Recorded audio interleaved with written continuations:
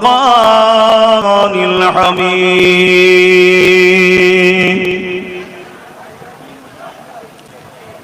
إن الله وملائكته يصلون على النبي يا أيها الذين آمنوا صلوا عليه تسليما اللهم صل على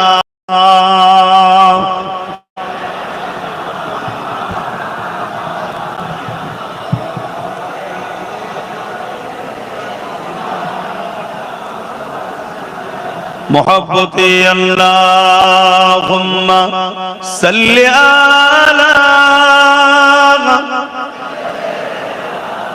مولانا محمد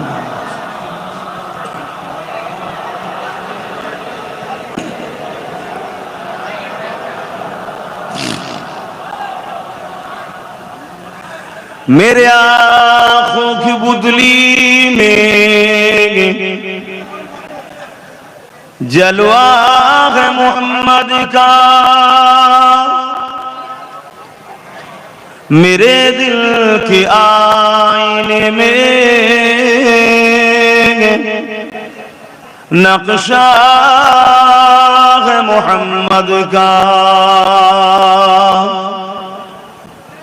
कोई जन्नत में जाएगा, कोई दोज़ख में पहुंचे, मदीने की तरफ दौड़ दीवाना मोहम्मद का।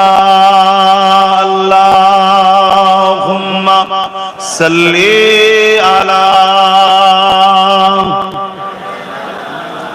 फोटो गुनो बंद करो ना, फोटो वीडियो করছো কেন? এই ছেলে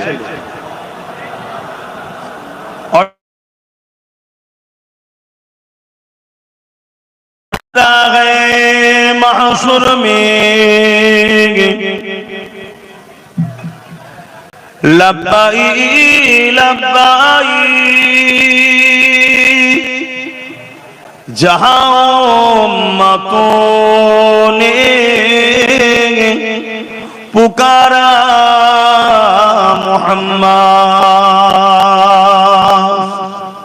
हमें जानो दिल से प्यारा मोहम्मद, मोहम्मद के हम हैं हमारा मोहम्मद। अल्लाह सल्ली अला। সবাই জবান খুলে পড়ে ওয়ালা আলি।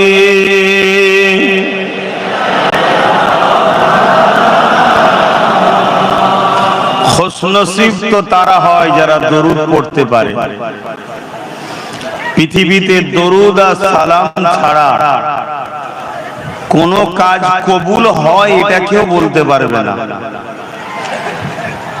রাস্তায় ছিলাম, নামাজ পড়া হয়নি, এসে আপনাদের মসজিদে নামাজ আদায় করলাম, রুকু তো দিলাম, সেজদা তো দিলাম, কবুল হয়েছে কি জানি? আপনারাও তো পড়েছেন, দীর্ঘ বছর ধরে পড়ছেন।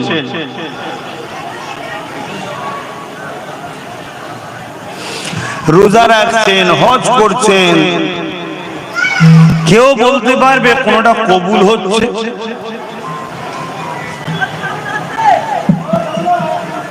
আল্লাহ পাক কবুল করতেও পারেন, নাও পারেন। কিয়ামতের দিন আমরা সবাই গিয়ে দেখব, আমরা নামাজ পড়েছিলাম, আল্লাহ বললেন তুমি তো লোক দেখানোর জন্য করেছো। হজ করেছিলাম, আল্লাহ বলল তুমি তো হাজি হবে, লোক হাজি বলবে তাই এসেছি।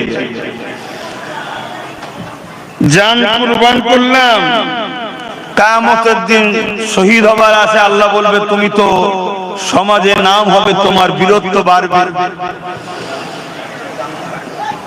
কোনটাই নিশ্চিত নয় যে কবুল হচ্ছে, কিন্তু তা বলে করা বন্ধ করলাম না, করতে হবে, আল্লাহর হুকুম। কিন্তু দুনিয়ায় একটা কাজ আছে যেটা জবান দিয়ে শুধু বেরোতে দেরি, সে যেই করুক, যত বড়ই সে পাপী হোক না কেন, বন্ধুর ওপরে দরুদ ও সালাম পড়লে আল্লাহ ফিরিয়ে দেয় না, সঙ্গে সঙ্গে কবুল করে। জোরে বলুন সুবহানাল্লাহ। তো সেই দরুদ যদি মজলিসে বসো আমাদের ছেলেদের মুখ দিয়ে না বেরোয়, তাহলে বড় দুর্ভাগ্য। হয়তো অন্য সময় বেখেয়ালে থাকি, সংসার জীবনে থাকি, কারবারে থাকি, তারপরে আজকে সমাজে আবার যে জাহিলিয়াত কোনা শুরু হয়েছে, আবার যে ফেরাউন, নমরুদ, এজিদদের সব যে বারবারন্ত শুরু হয়েছে, নানান টেনশন চিন্তার মধ্যে হয়তো হয়নি, কিন্তু এখানে সবাই পড়ছে। এরপরেও যদি আমাদের কোনো ছেলে জবান দিয়ে দরুদ না বেরোয়, আমি ওই ভাইকে বলবো, আপনি ভাববেন আপনি কোন জায়গায় পৌঁছে গেছেন। আসেন একটা জবান না বন্ধ থাকে, সবাই মহব্বতে পড়ুন আল্লাহুম্মা সাল্লি আলা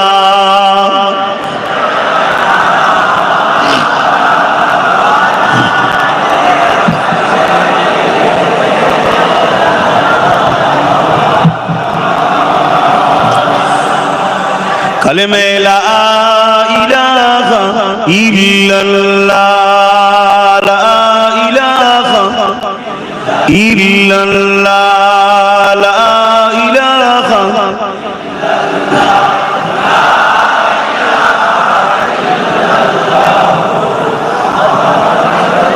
হাসবি রাব্বি জাল্লাল্লাহ মা ফি কলবি খায়রুল্লাহ, হাসবি রাব্বি জাল্লাল্লাহ মা ফি কলবি খায়রুল্লাহ, নূর মুহাম্মদ সাল্লাল্লাহ হক লা ইলাহা ইল্লাল্লাহ, লা ইলাহা ইল্লাল্লাহ, লা ইলাহা ইল্লাল্লাহ, লা ইলাহা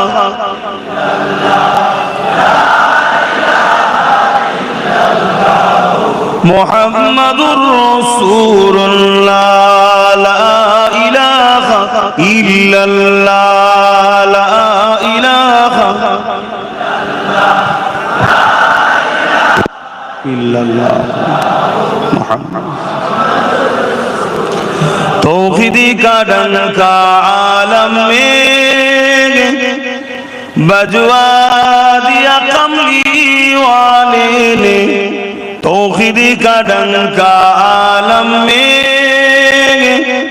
बजवा दिया कमली वाले ने, पी पी के पियाले कौसर के लौटेंगे मजाजी भर भर के, इन्ना आतैना कल कौसर फरमा दिया कमली वाले ने, दीनो मिला ईमानो मिला पर कुरान मिला, जो कुछ देने का था सब कुछ दिलवा दिया कमली वाले ने, बोलो ला इलाहा इल्लल्लाह,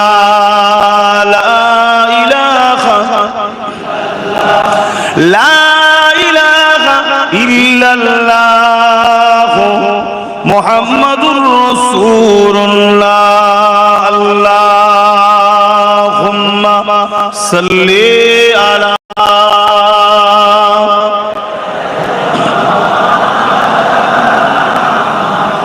वअला आलि सय्यिदिना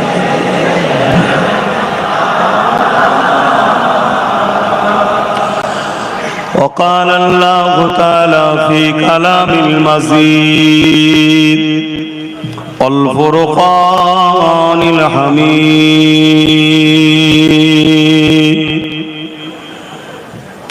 قد جاءكم من الله نور وكتاب مبين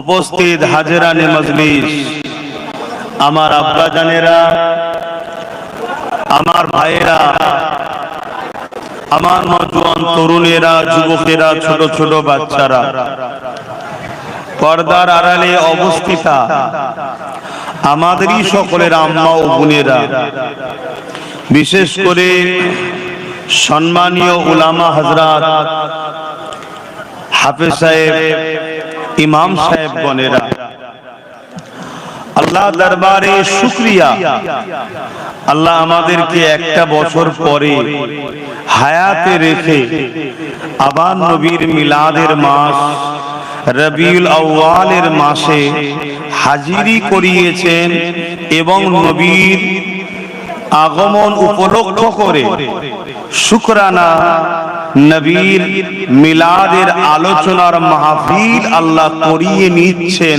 বলি আলহামদুলিল্লাহ। নবীর মিলাদের আলোচনা করা এটা আমার আল্লাহ পাকের সুন্নাত। আল্লাহ খোদ নিজে তিনার বন্ধুর মিলাদ নিয়ে আলোচনা করেছেন। এবারে এই মিলাদ শব্দটা আরবি থেকে তো আমাদের অনেকের একটু বুঝতে অসুবিধা হয়, অর্থাৎ জন্ম, বাংলায় কি বলে, কিন্তু নবীর শানে জন্ম কথাটা আমাদের সাধারণ মানুষ আমাদের মতো তুলনা করে ফেলবে। যেমন আমাদের জন্মের আগে আমাদের কোনো অস্তিত্ব ছিল না, নবীর শানে যদি জন্ম বলা হয় তাহলে লোক ভাববে বাড়ি রবিউল আউয়ালের আগে নবীর কোনো অস্তিত্ব ছিল না। এজন্য নবীর শানে জন্ম কথাটা ঠিক শোভা দেয় না। এখানে বলতে হবে বাড়ি রবিউল আউয়ালে নবীর উপস্থিতি হয়েছিল। জোরে বলুন সুবহানাল্লাহ।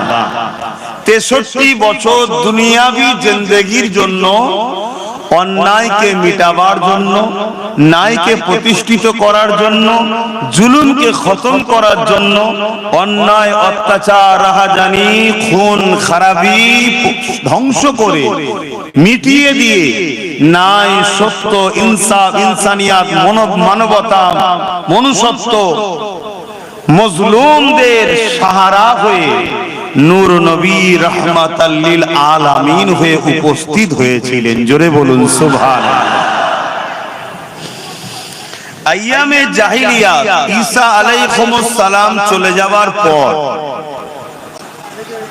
কম বেশি 500 সাড়ে 500 বছর কেটে যাবার পর এই পৃথিবীর ভৌগোলিক পরিস্থিতি এমন হয়েছিল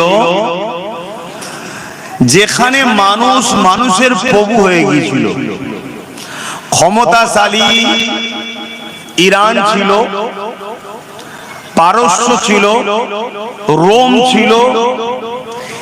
এই পৃথিবীর ক্ষমতাশালী শাসকরা তারা কৃতদাস প্রথা চালু করেছিল, অর্থাৎ প্রজাদের উপাসনা করতে হবে শাসককে, শাসকের কথাই শেষ কথা।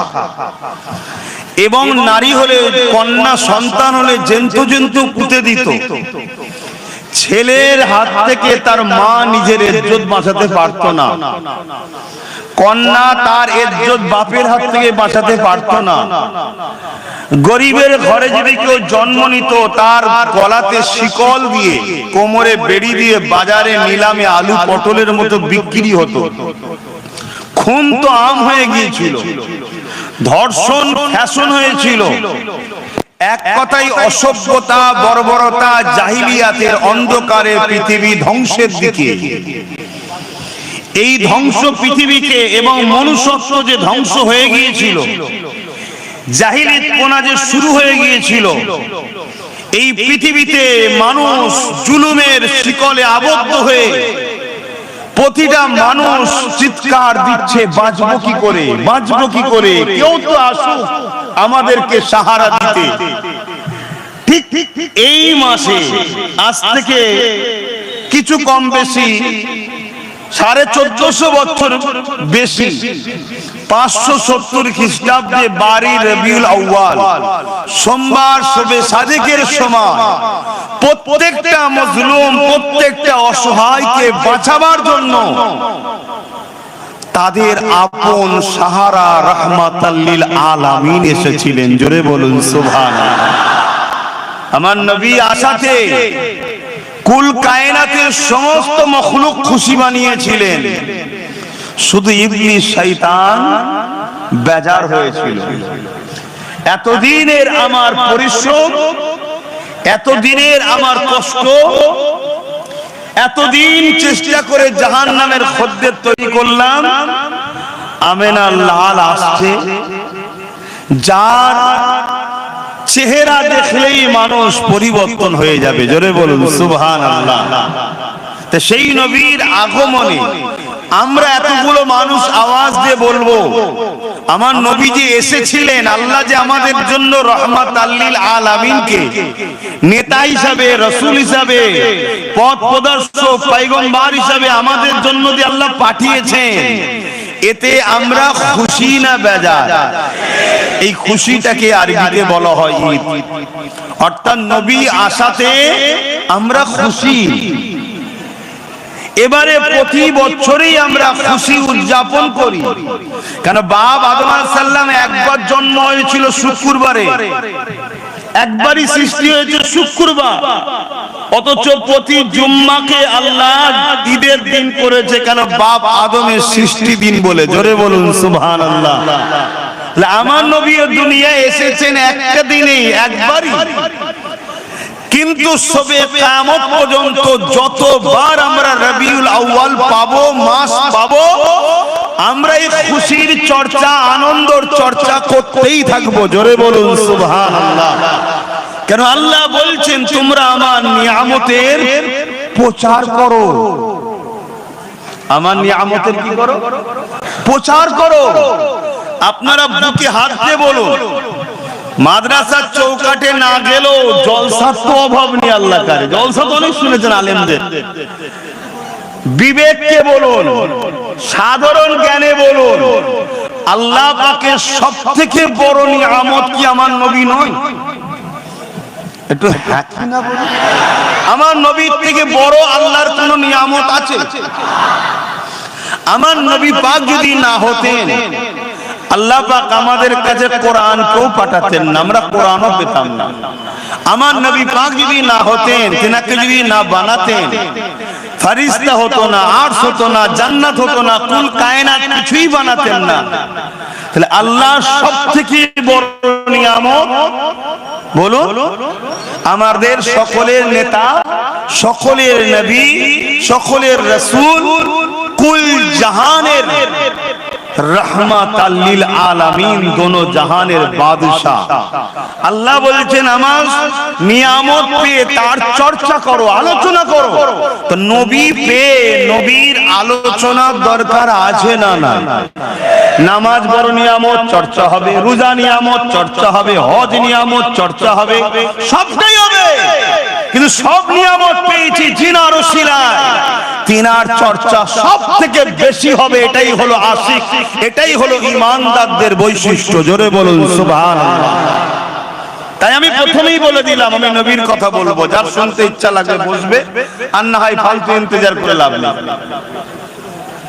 খুব ভালো করে বুঝুন, আল্লাহ কোরআনের মধ্যে বলছেন কুল বিফাদলিল্লাহি ওয়া বিরাহমাতিহি ফাবিযালিকা ফালইফরাহু। বড় কাফলাম কুল, এটা আরবি কথা, যার বাংলা মানে হলো বলো বা বলেন। হুজুরের বেলায় বলেন, বলেন। আল্লাহ আমার নবীকে বলছে, হাবিব আপনি বলেন, বিফাদলিল্লাহি ওয়া বিরাহমাতিহি, আমার রহমত ও ফজল যারা পেয়েছে, ফাবিযালিকা ফালইফরাহু, তারা যেন খুব আনন্দ করে, খুব আনন্দ করে। জোরে বলুন সুবহানাল্লাহ। বলুন, আমার নবীর থেকে বড় আল্লাহর পাঠানো কোন ফজল, কোন নিয়ামত আছে? আমার নবীর থেকে বড় আল্লাহর পাঠানো কোন রহমত আছে?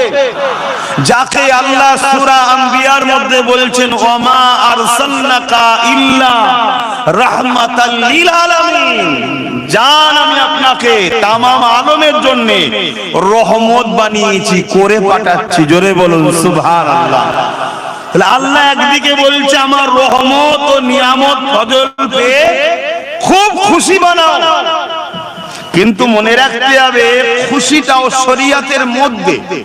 বড় বড় ডিজে বক্স লাগিয়ে বিনা উজুতে নামাজ কাজা করে আর গালে গুটকা খেয়ে হই হই করাটা কি ইসলামে এই খুশি জায়েজ আছে?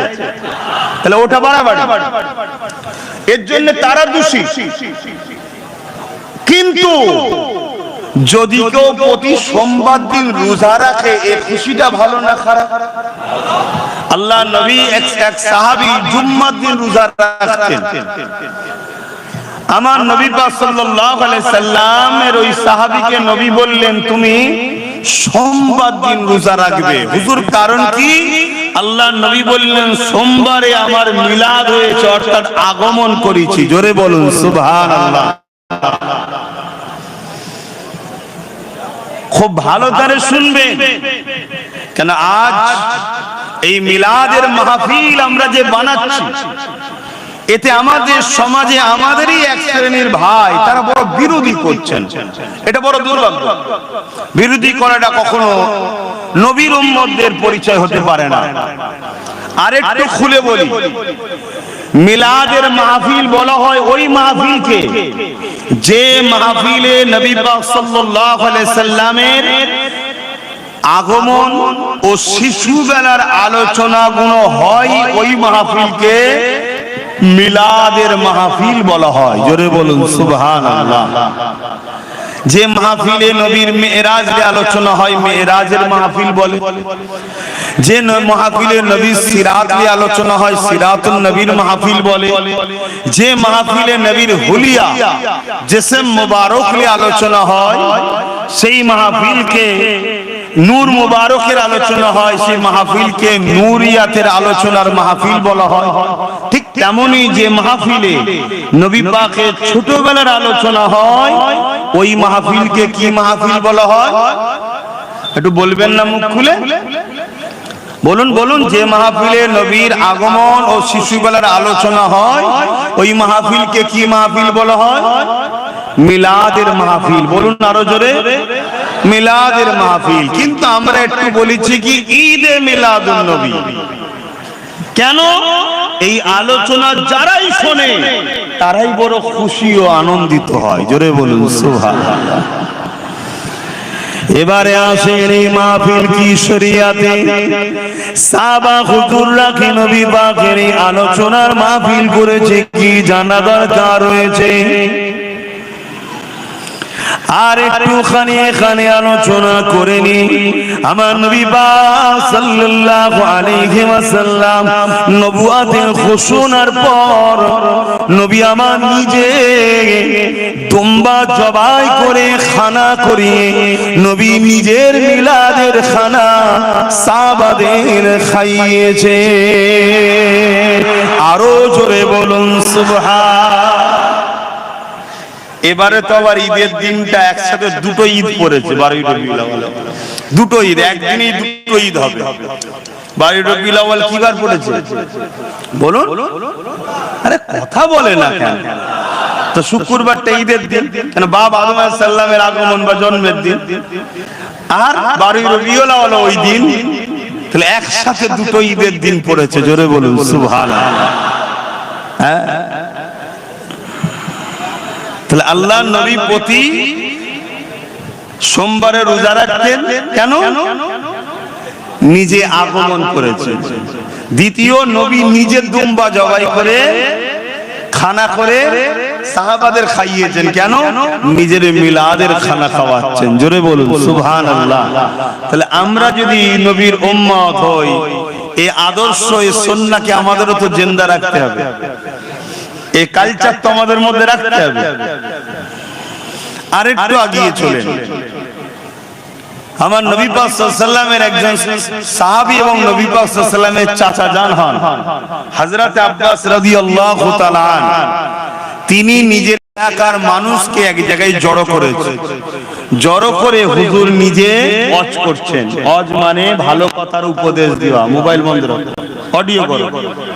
ভালো কথার উপদেশ দেওয়া, আলোচনা করছেন কি আমার নবী পাকের ছোটবেলার কথা। যেমন আমরা আলোচনা করে থাকি, রাত আল্লাহ পাকের কাছে আরজু করেছি, আল্লাহ আপনার হাবিবকে রাতের ভাগে পাঠান। দিন আল্লাহ পাকের কাছে আরজু করেছে, ও রব্বি আল্লাহ আপনার হাবিবকে দিনের ভাগে পাঠান। আল্লাহ পাক উভয়ের মনের বাসনাকে কবুল করে রাতের কিছু অংশ, দিনের কিছু অংশ, সবে সাদেকের সময় আমার নবীকে পাঠিয়েছে।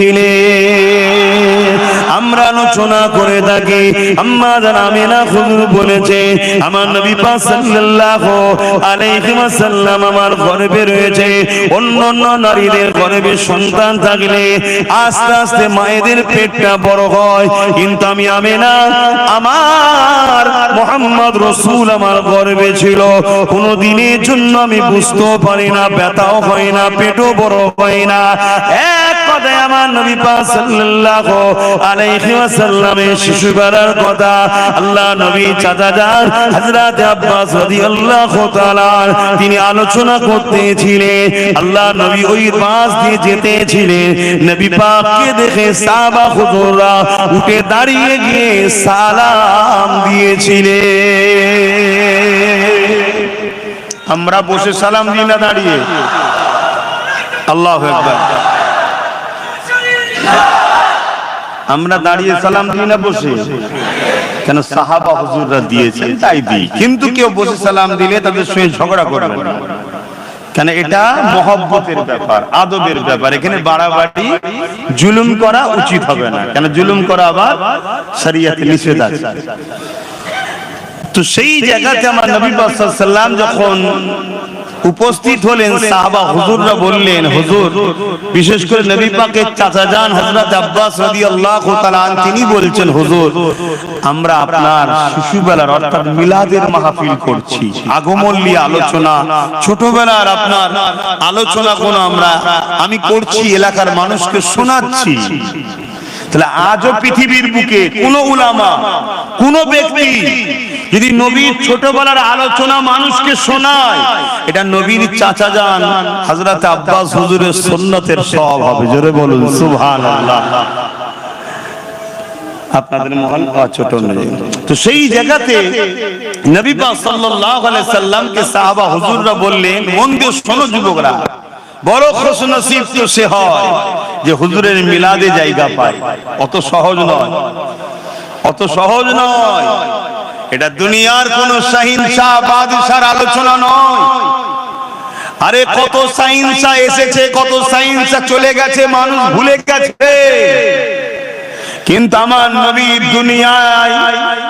দুনিয়াবি জিন্দেগিতে আসার আগে থেকেও যুগে যুগে আদম নবী থেকে শুরু করে, মুসা নবী থেকে শুরু করে, ঈসা নবী থেকে শুরু করে আমার নবীর কিন্তু চর্চা, আলোচনা এমন কোন দুনিয়া ছিল না যেখানে হয়নি। জোরে বলুন সুবহানাল্লাহ। এবং সবে কিয়ামত পর্যন্ত আমার নবীর চর্চা হতেই থাকবে। জোরে বলুন সুবহানাল্লাহ। আরে আমার নবী তো অনেক উঁচু ব্যাপার। সবে কিয়ামত পর্যন্ত যারাই নবীর গোলাম হবে তাদেরও আলোচনা চলতেই থাকবে। যেমন বড় পীর আব্দুল কাদের জিলানীর আলোচনা হয়, যেমন গৌস পাকের আলোচনা হয়, যেমন ফুরফুরার আবু বকর 100 বছর কম বেশি হয়ে গেল, চলে গেছে, আজও আলোচনা চলছে। কেন? গোলামে রাসূল ছিলেন। জোরে বলুন সুবহানাল্লাহ। আরো চিৎকার দিয়ে বলুন সুবহানাল্লাহ। কত বড় বড় ভিআইপি দুনিয়াদার, খেলোয়াড় বলুন, গায়ক বলুন, নায়ক বলুন, সব চলে যাওয়ার পর ভুলে যাইলো। চলে যাওয়া তো দূরের কথা, একটু বয়স হয়ে গেলেই মানুষ ভুলে যায়। খেলতে ভালো না পারলে ফ্যান ফলোয়ার চলে যায়। কি ভালো অ্যাক্টর, অ্যাক্টিং না করতে পারলে বয়স ধরে যায়। কিন্তু মুহাম্মদ সাল্লাল্লাহু আলাইহি ওয়াসাল্লামের গোলাম যারা হয় তাদের বয়স যত বাড়ে তত দাম বাড়ে। জোরে বলুন সুবহানাল্লাহ। ফুরফুরা শরীফে যান, যে দেখুন বা অন্য অন্য জায়গায় যেখানে আছে, যে দেখুন যত মুরব্বী হয় তার গুরুত্ব বেশি বাড়ে, তাই তো নাকি গো? কেন এই জায়গার সিস্টেমটা আলাদা। তাই আমি আপনাদেরকে জন্যই বললাম যে আজকে যতগুলো যুবক এসেছো, এটা বড় খুশনসিব যে তোমরা হুজুরের মিলাদের আলোচনাতে আল্লাহ তোমাদেরকে এনেছে, এটা তোমাদের কৃতিত্ব নয়। আল্লাহ নবীর মাহফিলে আসার জন্য নবী পাকের চাচা জান আদেশ অনুরোধ করলেন, ইয়া রাসূলুল্লাহ হাবিবাল্লাহ, হুজুর আপনি আমাদের মাহফিলে একটু এসে হাজির দিন। আল্লাহ নবী বলেছিলেন আমি অবশ্যই আসব, কেন আমি রাসূলুল্লাহ যা দেখি তোমরা তা দেখতে পাও না। এখানে একটা জিনিস শুধু ধরিয়ে দিচ্ছি, সাহাবাদের ঘরে নবী বলছেন আমি যা দেখি তোমরা তা দেখতে পাও না। তাহলে সাহাবারা কি আমার নবীর মতো? তাহলে এখন কোন সাধারণ মোল্লা মুলি সাহেব যদি বলে নবী আমাদের মতো, এটা কি মানা যাবে? এটা মাথায় রাখবেন। এমন জওয়ান তরুণেরা, বাপেরা, এমন নবী পাকের প্রেমিকেরা, আল্লাহ নবী সাহাবাদিওকে বলতে লাগলেন তোমরা শুধু মজলিসে উপস্থিত হয়েছো তা নয়, আমি রাসূলুল্লাহকে আল্লাহ পাক দেখাতে লেগেছে তোমাদের এই মজলিসে অগণিত আল্লাহর রহমতের ফেরেশতা আসা শুরু করে দিয়েছে। এ বাবা সাহাবারা মনে রেখে দিও, আমি রাসূলুল্লাহ আমার মাওলুদের আলোচনা করছো, আমার আগমনের আলোচনা করছো, তোমাদের আলোচনার পরে আল্লাহ খুশি হয়ে গেছে, রহমতের ফেরেশতা আসা শুরু হয়েছে। সাহাবী হযরত আব্বাস রাদিয়াল্লাহু তাআলা বলতে লাগলেন, ইয়া রাসূলুল্লাহ হাবিবাল্লাহ, শুধু আমাদের এই মজলিসে না অন্য কোন জায়গায় যদি কেউ মিলাদের মাহফিল বানায় সেই জায়গাও কি রহমতের ফেরেশতা আসবে? আল্লাহ নবী জানিয়ে দিলেন কিয়ামত পর্যন্ত পৃথিবীর যে কোনো জায়গাতে আমি রাসূল আমার মিলাদের মাহফিল যেখানেই করবে, যদি সেটা শরিয়া সম্মত হালাল অর্থ থেকে হয়ে থাকে, অবশ্যই প্রতিটা মাহফিলে আল্লাহর রহমতের ফেরেশতা হাজির হবে।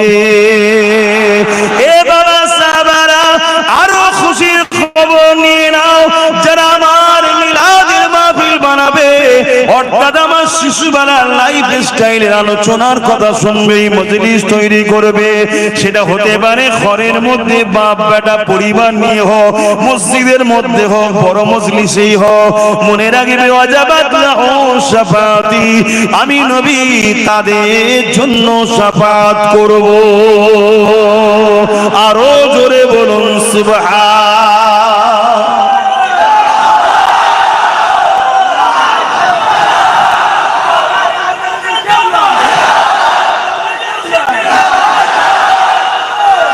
আল্লাহু আকবার। জিনিসটাকে আমাদের বড় ছোট মনে হলো, কিন্তু এর গুরুত্ব অনেক বেশি। কেন? ব্যক্তিটাকে খুব ভালো করে বোঝেন। এখন কোন বাড়িতে এই যে বাড়ি রবিউল আউয়াল গ্রামে বড় করে হয়, আলহামদুলিল্লাহ ভালো কথা, মসজিদে হয় ভালো কথা। আমার তো মনে হয় প্রতিটা বাড়িতে বাড়িওয়ালারা যদি চায় রহমতের ফেরেশতা আসুক আজকে আমার বাড়ি, প্রতিটা বাড়িতে বাড়িওয়ালা তার মাকে নিয়ে, বাপকে নিয়ে, ভাইকে নিয়ে, বোনেদের নিয়ে, পরিবার নিয়ে, বাচ্চা নিয়ে, অর্থাৎ ওই পরিবারে যতজন সদস্য আছে যে যার ঘরের মধ্যে সুন্দর করে সাজিয়ে আতর গোলাপ ছড়িয়ে কিছু তাবারুক কিনে, সেটা মিষ্টি হতে পারে যার যেটা পছন্দ, কি ওই দিন স্পেশাল করে একটা বিরিয়ানিও রান্না করলেন, খাবেন আপনি নিয়তের জন্য, তাবারুক হবে, নেকিও হবে। জোরে বলুন সুবহানাল্লাহ। হ্যাঁ, আমি যে কথাগুলো বলছি কিন্তু দায়িত্ব নিয়ে পাওয়ারের সাথে বলছি।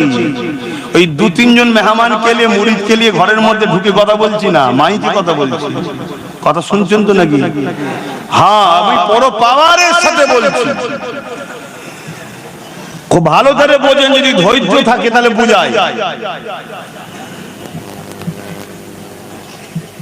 তাহলে প্রতিটা বাড়িতে হওয়া দরকার। কিছু লাইট লাগালেন ওই দিনকে স্পেশাল করে, প্রতি বছরে বাচ্চা কোনো বড় হচ্ছে, আব্বা এই দিনটাই শুধু লাইট লাগাও, অন্য দিন লাগাও না কেন? বাপ বলে বাবা এই দিনে আমাদের নবী এসেছিল। তাহলে বাচ্চা জানছে, বাচ্চাকে জানানো হচ্ছে। সেই ওল্ড মডেল নিয়ে চললে হবে, সবকিছুকে তোমাকে মাইন্ডে আনতে হবে। তোমার লক্ষ্য দেখা দরকার যেমন করে হোক আমার বাচ্চার দিলে হুজুরের প্রেমটাকে ভরবো, এটা হচ্ছে আমার ডিউটি। আল্লাহ নবী বলেছেন প্রত্যেকটা বাপ মাকে তিনটে শিক্ষা সন্তানকে দিতেই হবে, না কিয়ামত দিন ধরা পড়বে। নাম্বার 1 নবীর প্রেম ও আদব, নাম্বার 2 আহলে রাসূলদের প্রেম ও আদব, নাম্বার 3 কোরআনের শিক্ষা। এখন কারো মাথায় যদি ঢুকে যায় যে 3 নম্বরে কোরআন বললেন কেন? ভাই আমি বলার কে? আমার নবী বলেছে। নবীর থেকে যদি আপনি বেশি পণ্ডিত হন তাহলে সমালোচনা করুন, জবাব দিবার জায়গায় জবাব দেবেন। তাহলে নাম্বার 1 নবীর প্রেম ও আদব, এই শিক্ষা বাচ্চাদের অন্তরে বাপকে দিতেই হবে। তাহলে আপনি ঘরটাকে সাজালেন, কিছু ওই লাইট করলেন, কিছু চুমকি লাইট বেরিয়েছে লাগালেন, যে যার বাড়িতে করলেন, পুরো গ্রাম সেজে উঠলো, বাচ্চা বাচ্চা ছেলেরা ঘুরছে, কি ব্যাপার আজকে কি হয়েছে? প্রতি বছরে হচ্ছে, ওর ব্রেনে ঢুকছে এই দিনটা আমার হুজুরের আগমনের দিন, এই দিনটা আমার হুজুর এসেছিল, যার জন্য ইনসাফ পেয়েছি, যার জন্য ইনসানিয়ত পেয়েছি, যার জন্য আমি মানুষ হয়েছি, যার জন্য দুপায়ে পশু ছিল সেই পশুদের থেকে আমরা মানুষত্ব পেয়েছি, যার জন্য ইনসাফ হয়েছে, যার জন্য ন্যায় প্রতিষ্ঠিত হয়েছে, যার জন্য নিজের স্রষ্টা আল্লাহকে সিজদা করি, গায়রুল্লাহকে করিনি, যার জন্য আল্লাহ পেয়েছি, তিনি এই দিনে এসেছিলেন। জোরে বলুন সুবহানাল্লাহ। এই মেসেজ আমাদের নতুন প্রজন্ম বাচ্চাদের হৃদয়ে ঢুকানো দরকার আছে না? জলসা তো হবে, সারা বছর হচ্ছে, সারা বছর নবীর ছোটবেলার আলোচনা হবে, সিরাতুন নবী হবে, মেরাজুন নবী হবে, নূরুন নবী হবে, শাফাতুন নবী হবে, হায়াতুন, সব আলোচনায় হবে। আপনার বাড়িটাকে হচ্ছে কবে? আপনার বাড়িতে আপনি কবে করবেন? আপনার মুখে দাঁড়িয়ে এই প্যান্ট শার্ট পরেন, ওই দিনে আপনি মাথায় টুপিতে পায়জামা পাঞ্জাবি যা আছে আপনি পরে বসুন না, আপনার লেবাসটা খারাপ। কিন্তু এমন একটা হাসির আলোচনা শুরু করেছে, হতে পারে আপনার বাড়ির মেসেজ ফারিস্তার মাধ্যমে যেতে যেতে যেতে যেতে একদিন নিগায়ে কারাম হবে, পর্দা উঠে যাবে, আপনি দিদার পাবেন, জান্নাতি হয়ে যাবেন। জোরে বলুন সুবহানাল্লাহ, আরো চিৎকার দিয়ে বলুন সুবহানাল্লাহ, সকলে বলুন নারে তাকবীর, হাত তুলে বলুন লব্বাইক, আপনারা বলুন ইয়া রাসূলুল্লাহ লব্বাইক লব্বাইক লব্বাইক। সরকার কি আমদ, সরকার কি আমদ, হুজুর কি আমদ, দাতা কি আমদ, পুরনূর কি আমদ, নারে দিবে। আল্লাহর রহমতের ফেরেশতাকে আমরা সাক্ষী দিচ্ছি। হাত তোলাটাকে আর কি মনে করবেন না, কাবা শরীফে একটা কোণ আছে, সেখানে হাত তুলে দেখাতে হয়, হাত তুলতে হয়, এটা ইশারা করতে হয়, ফারিস্তা আছে, আমি হাজির হয়েছি, কি দেখো, আমি আর কি করছি না আপনাদের কাছে বসে। আপনার হালকা বয়সের ছেলে, জীবনে প্রচুর ভুল করেছি আমরা, সবাই ভুল করেছি, আপনাদের সবার থেকে বেশি পাবি আমি, কিন্তু কোনোদিনের জন্য আমি ভাবিনি জাহান্নামে যাব, আমি জানি জান্নাতে যাব ইনশাআল্লাহ। কেন? একটাই কারণে, আমি আল্লাহর বন্ধুর উম্মত। আমি যদি জান্নাত না যাই, নবীর উম্মত হয়ে যদি জান্নাতে না যেতে পারে, যাবে না। কিন্তু তুমি নবীর উম্মত দাবি করে নবীর মিলাদের বিরোধী করলে, তাহলে কেমন উম্মত? কথা বুঝছেন তো নাকি? আমি আবার বলছি, মিলাদ বাংলাতে কি বলে? জন্ম, তাই তো নাকি? আল্লাহর জন্ম হয়েছে, জোরে বলে। তাহলে মিলাদ তো করে আমরা প্রমাণ করে দিচ্ছি যে নবীর মিলাদ করে আমরা প্রমাণ করছি নবী আল্লাহ নয়। আল্লাহ যদি হতো মিলাদ হতো না, কেন? আল্লাহ তো জন্ম নাই। নবীর মিলাদ করে শিরকের জড়কে কেটে দিয়ে প্রমাণ করছি নবী হলো আল্লাহর বান্দা। জোরে বলুন সুবহানাল্লাহ। আল্লাহ তো লাম ইয়ালিদ ওয়া লাম ইউলাদ, না उससे कोई पैदा हुई है না किसी से मेरे रब पैदा है। আমার আল্লাহর কোনো শুরুও নাই শেষও নাই। জোরে বলুন সুবহানাল্লাহ। তাহলে এই মিলাদ প্রতিটা বাড়িতে হবে তো নাকি? ছোট করলে 5 জন আছে, 5 জনের মধ্যে বিরিয়ানি রান্না করেন, ঘরে তো আনন্দ করে খান রে বাবা, সববারই খান, কুটুম এলে খান, সব বেলায় ভালো মন্দ হয়, তো হুজুরের আগমনের দিনে করবেন না কেন? কিন্তু শুকরিয়া আদায় করা দরকার যে মালিক তুমি আমাকে, আপনি আমাকে এমন একটা নবীর উম্মত করেছো যে নবীর উম্মত হওয়ার জন্য ইব্রাহিম খলিল থেকে শুরু করে মুসা নবী থেকে শুরু করে ঈসা নবী থেকে শুরু করে সবাই বলতো আল্লাহ আমাকে নবী করে দিলে শুকর আলহামদুলিল্লাহ, তবে নবী না করে যদি মুহাম্মদ রাসূলের উম্মত করতেন আরো খুশি হতাম। জোরে বলুন সুবহানাল্লাহ। সেই নবীর উম্মত করেছে। আর শরিয়াতে কোনো নিষেধ নাই, তবে মনে রাখবেন আল্লাহ নবী যে কোনো হারাম করার দিয়ে দিয়েছে, ওই হারাম যুক্ত কোনো কাজ যেন জড়িয়ে না যায়। হারাম খাদ্য খেয়ে আনন্দ করাকে শরিয়াতে ইজাজত দেয় না, হারাম জিনিসকে মিলাওয়াট করে দিয়ে শরিয়াতে ইজাজত দেয় না।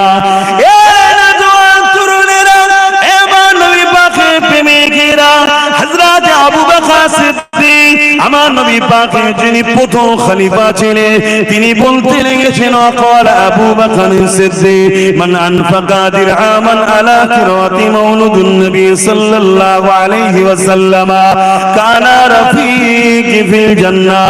যারা আমার রাসূলুল্লাহর মিলাদ মাহফিল হবে, ওই মাহফিলে কেউ যদি 1 দিরহাম দান করে, আমি আবু বকর জানিয়ে দিলাম তারা জান্নাতি আমার বন্ধু হবে।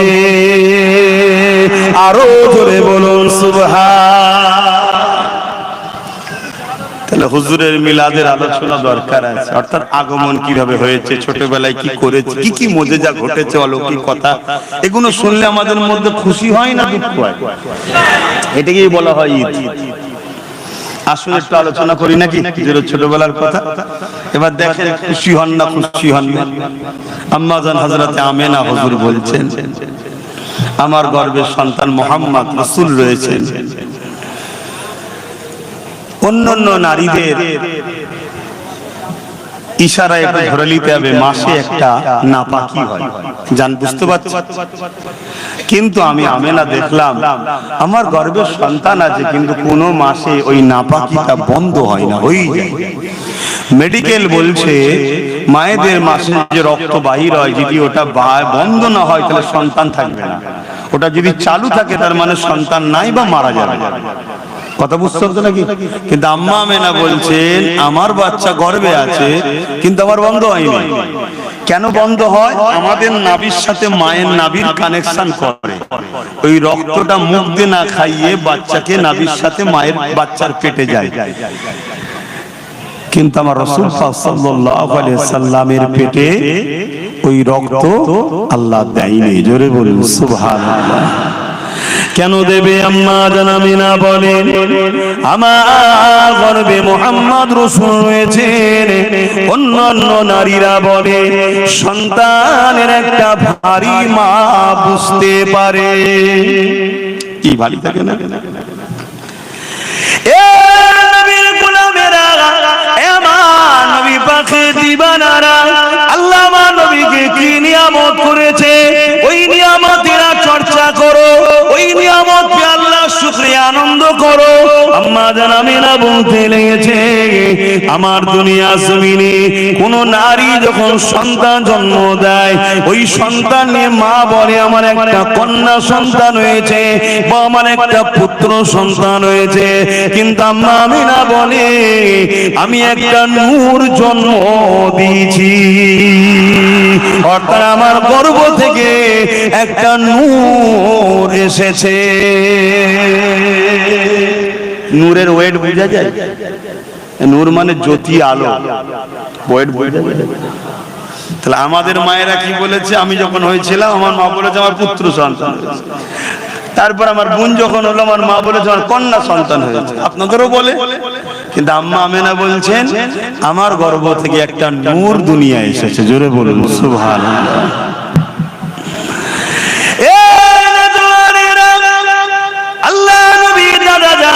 হযরত আব্দুল মুত্তালিব আমল করে তিনি যখন বাজারে যান, লোকের মধ্যে একটা আলোচনা হতে লেগেছে।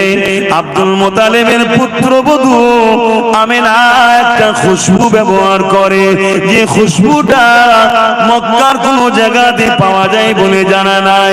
কোথা থেকে খুশবু পেল? এত সুন্দর খুশবু, এবং বিধবা নারীদের খুশবু বা কাটা তৎকালীন সময়ে তো এবং এখনো মানুষটি ভালো নজরে নেয় না। তাই রাসূলুল্লাহ দাদা সরদার ছিলেন, লিডার ছিলেন, নেতা ছিলেন মক্কার। এই তিনার কানে যখন এই কথাটা পড়েছে, তিনি তিনার স্ত্রী অর্থাৎ রাসূলুল্লাহর দাদি জানের কাছে আলোচনা করতে লেগেছে। আহারে আব্দুল্লাহর পুত্রবধূ, আব্দুল্লাহর পরিবার, আমাদের বাচ্চা আব্দুল্লাহ ইন্তেকাল হয়ে গেছে, স্বামীহারা ওই বেটিটা বড় কষ্টের মধ্যে রয়েছে। কিন্তু বাজারে একটা কথা শুনতে লেগেছে, সে নাকি একটা খুশবু ব্যবহার করে, যে খুশবুটা নাকি অন্য কোনো জায়গায় পাওয়া। এই কথাটা শোনার সাথে রাসূল পাক সাল্লাল্লাহু আলাইহি ওয়াসাল্লাম দাদি জান বলতে লেগেছে, আমিও অবাক হয়ে যাই, কিন্তু স্বামী হারা তাই বেশি কিছু বলতে চাই না, যদি মনে দুঃখ পেয়ে যায়। যখন আমিনা গোসলখানা থেকে বাইর হয়, আমি যখন হাম্মামখানাতে প্রবেশ করি, আমি মনে হয় যেন আতরের কোনো ফ্যাক্টরিতে প্রবেশ করলাম।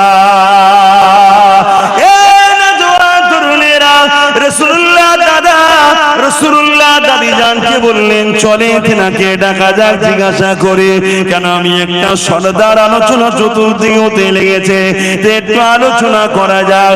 আম্মা জান হযরত আমিনা হুজুরকে ডাকা হলো, দেখে জিজ্ঞাসা করা হয়, মারে এই আতরটা তুমি কোথা থেকে পেয়েছো মা, যেটা ব্যবহার করো?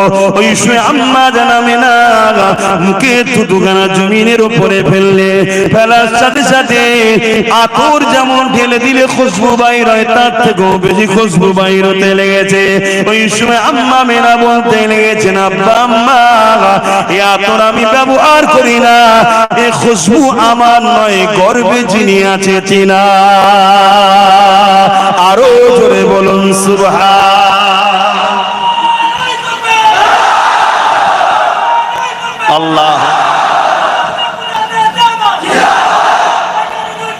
আস্তে আল্লাহ। আমি আবার একবার বলে দিচ্ছি, মাহফিলে আমার স্লোগান দেবে, রাস্তায় যা করেছো ঠিক আছে, মাহফিল আমার হুজুরের। আমি এমন কোনো কেউ হয়ে যায়নি যে আমার স্লোগান দিতে হবে। কিয়ামতের দিন আমার বড় ভয় লাগে, যদি হুজুর ধরে, কিরে তুই কত বড় ভিআইপি পেয়ে গেছিস, আমার স্লোগান দেবেন, এখানে হুজুরের স্লোগান দাও। আর অবশ্যই হুজুরের উপযুক্ত আওলাদ, নবী বংশের উজ্জ্বল নক্ষত্র হযরতে মুজাদ্দিদুজ জামান সৈয়দনা আবু বকর সিদ্দিক দাদা হুজুরের তাকবীরটাও দেবে। কেন? তিনার ওসিলায় এই পূর্ব ভারতের মানুষ দ্বীন ইসলামটা পেয়েছেন। জোরে বলুন সুবহানাল্লাহ। অতএব তিনার স্লোগানটাও দেবে। আমার তো এই রাস্তায় ঠিক আছে, কেন একেবারে বন্ধ করে দিলে অসুবিধা আছে, কেন জালিমদের একটু বুকে ব্যথা হওয়া দরকার আছে, ওটা দেবে। এই যে ছেলেগুলো গেল, প্রচুর বাইক থেকে র্যালি করে নিয়ে আসলো, কথা বুঝে আসছে, কিন্তু ভয় লাগে আমার, এরা সব হালকা বয়সের ছেলে, পিকআপ জিনিস, কখন মাথা গরম হয়ে যায়, ঠিক আছে, এইটাই ভয় লাগে। তো যাক, আমি আলোচনার দিকে আবার যাচ্ছি। কিন্তু আপনারা বলুন, এই যে হুজুরের কথা কোনো শুনছেন, ছোটবেলার কথা, হুজুর পাক কেন আম্মা জান বলছেন, আমার গর্বে যে আছে সেই বাচ্চাটা হলো খুশবু, আমার নবী হলেন খুশবু। জোরে বলুন সুবহানাল্লাহ।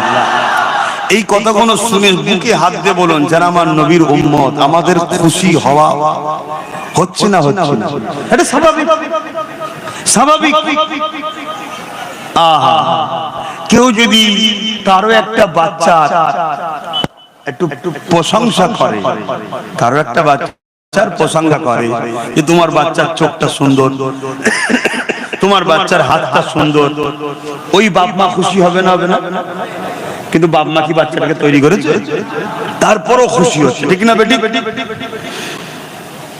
তাহলে যিনি আমার রাসূলকে সুন্দর করেছেন এবং নিজে বলেছেন সবথেকে সুন্দর আমার হাবিব মুহাম্মদ সাল্লাল্লাহু আলাইহি ওয়াসাল্লাম, সেই নবী যদি সুন্দর নিয়ে আলোচনা করা হয়, তাহলে আল্লাহ খুশি হবে না? হবে না? দেখুন তো, বুঝতে হবে। কিন্তু বুঝতে হবে এই যে তাকবীর দিচ্ছে হুজুরের কথা শুনে, এটা তো আনন্দের বহিঃপ্রকাশ। খুশিতে তো আর গালি দিচ্ছে না, খুশিতে আল্লাহরই নাম লিখছে যে আল্লাহু আকবার, অর্থাৎ আল্লাহ তিনি যিনি সবথেকে মহান, তিনি মুহাম্মদ সাল্লাল্লাহু আলাইহি ওয়াসাল্লামকে এত নিয়ামত আল্লাহ করেছেন। এগুলো বুঝতে হবে। এগুলোর বিরোধী কখনো উম্মতে মুহাম্মাদি ঈমানদাররা করতে পারে না। সূরাতে সকলে মুসলমান, ভেতরে যদি বুকস থাকে হুজুর সম্বন্ধে, তাহলে হুজুরের বিরোধী করতে পারে। তুমি আমার পছন্দ নাও হতে পারো, আমার বিরোধী থাকতেও পারো, কিন্তু আমার নবীর উম্মত হয়ে নবীর বিরোধী করো কি করে? আমার নবীর শান কত, আমার নবীর মাকাম কত। আমাদের সমাজে একটা কথা শোনা যায়, নবী নাকি 40 বছর পরে নবী হয়েছে, তার আগে নাকি নবী নয়, তার আগে কেউ জানতো না। বলুন নাউজুবিল্লাহ। আপনারা বলুন মুজিজা কাদের হয়? এই মুজিজা বুঝুন তো নাকি?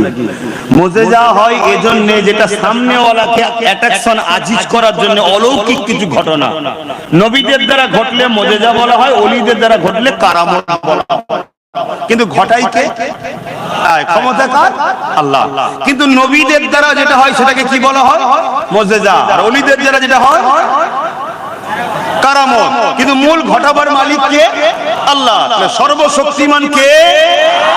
তাহলে আমার নবী পাক সাল্লাল্লাহু আলাইহি সাল্লামের সিনা চাক হয়েছিল 40 বছরের আগে না পরে? তাহলে নবীর ওটা মুজিজা নয়? তাহলে নবী তখন নবী ছিলেন না ছিলেন না? তো নবীর আলোচনা শুনবেন না উম্মত? হ্যাঁ, আর একটু আগিয়ে চলেন, আম্মা জানামিনা বলতে লেগেছে, আমার বাচ্চা তুমি জমিনে আসার সময় হয়ে গেছে। আমি আমিনা ঘরের মধ্যে একা রয়েছে, আব্দুল্লাহর এই ঝুপড়ি কুটিরি ঘর।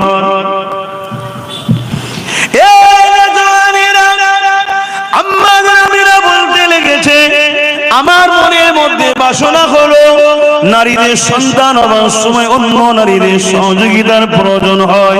আমি আমিনা একা রয়েছি, যদি অন্য কোন নারী সহযোগিতা পেতাম আমার জন্য বড় উপকার হতো।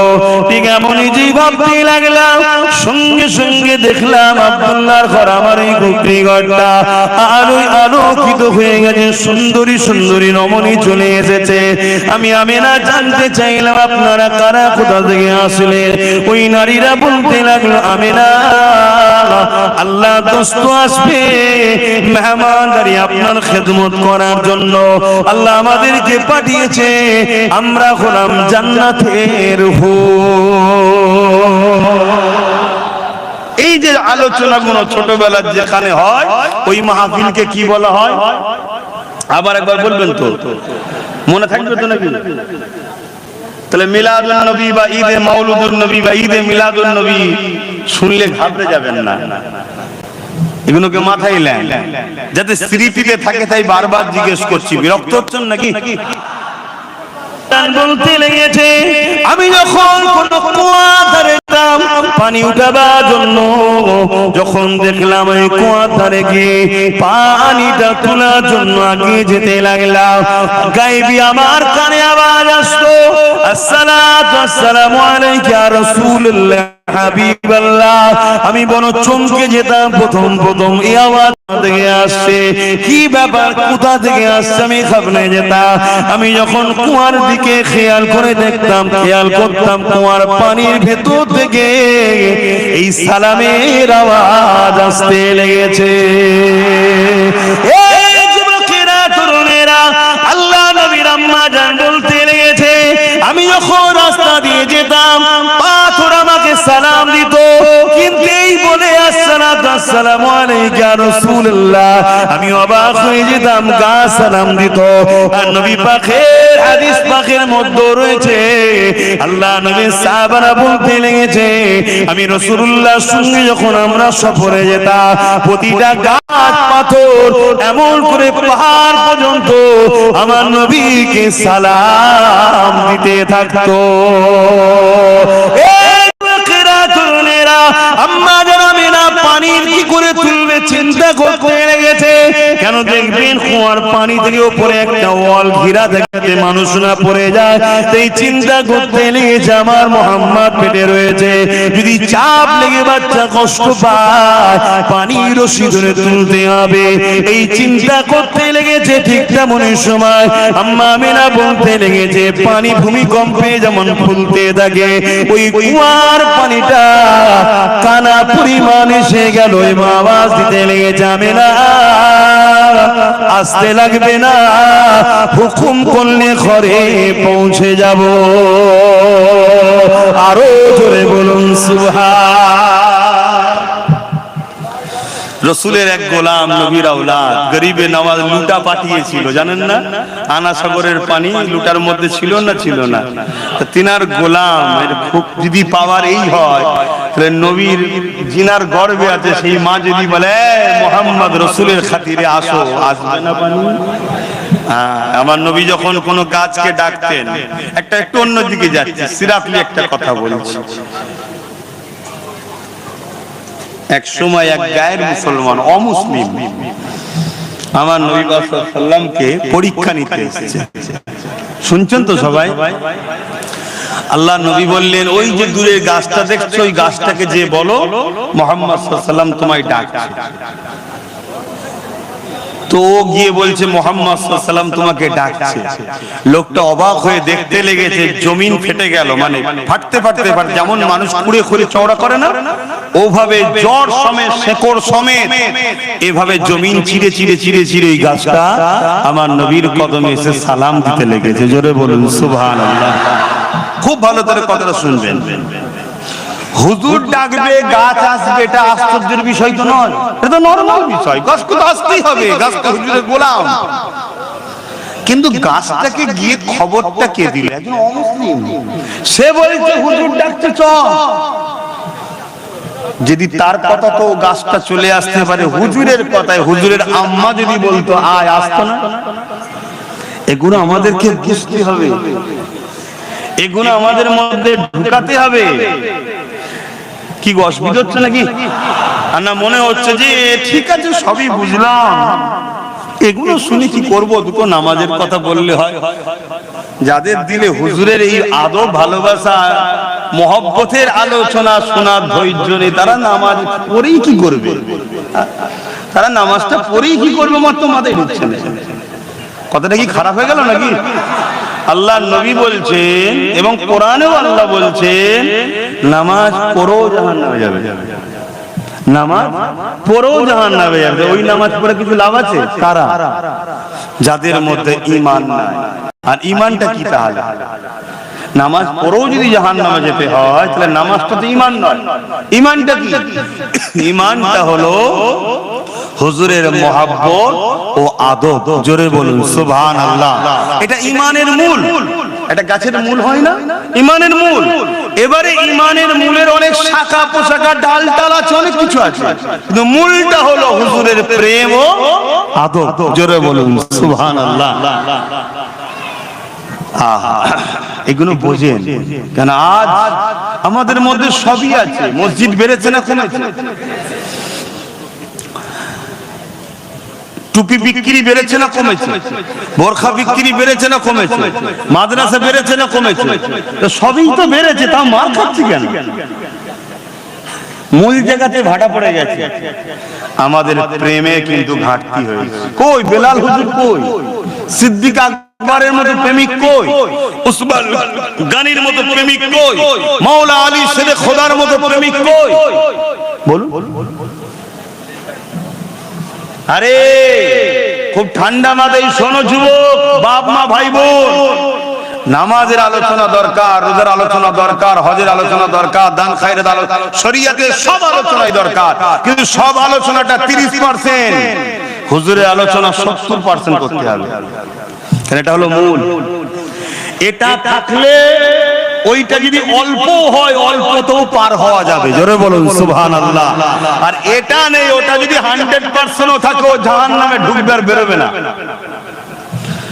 আমি আরেকটু যদি আপনাদেরকে বলি, কেউ যদি আল্লাহর কাবায় তওয়াফ করতে গিয়ে কাবার হাজারে আসদে চুমু দিয়ে মুখ ঘষে, কাবার গিলাফ ধরে কেঁদে, এবং হাতিমের মধ্যে যেটা কাবারি অংশ দিয়াল দিয়ে হীরা আছে, না যাওয়া হলো ক্যালেন্ডার ছবি দেখেছেন তো, ওর মধ্যে সেজদায় পড়ে গিয়েও যদি মারা যায় আর তার দিলে যদি নবীর প্রেম আদব না থাকে, ও জাহান্নামে ঢুকবে, জীবনে বেরোবে না। আমি চ্যালেঞ্জের সাথে বলছি, আল্লাহর কোরআন এটা, দিন এটা, কথা শুনছেন তো?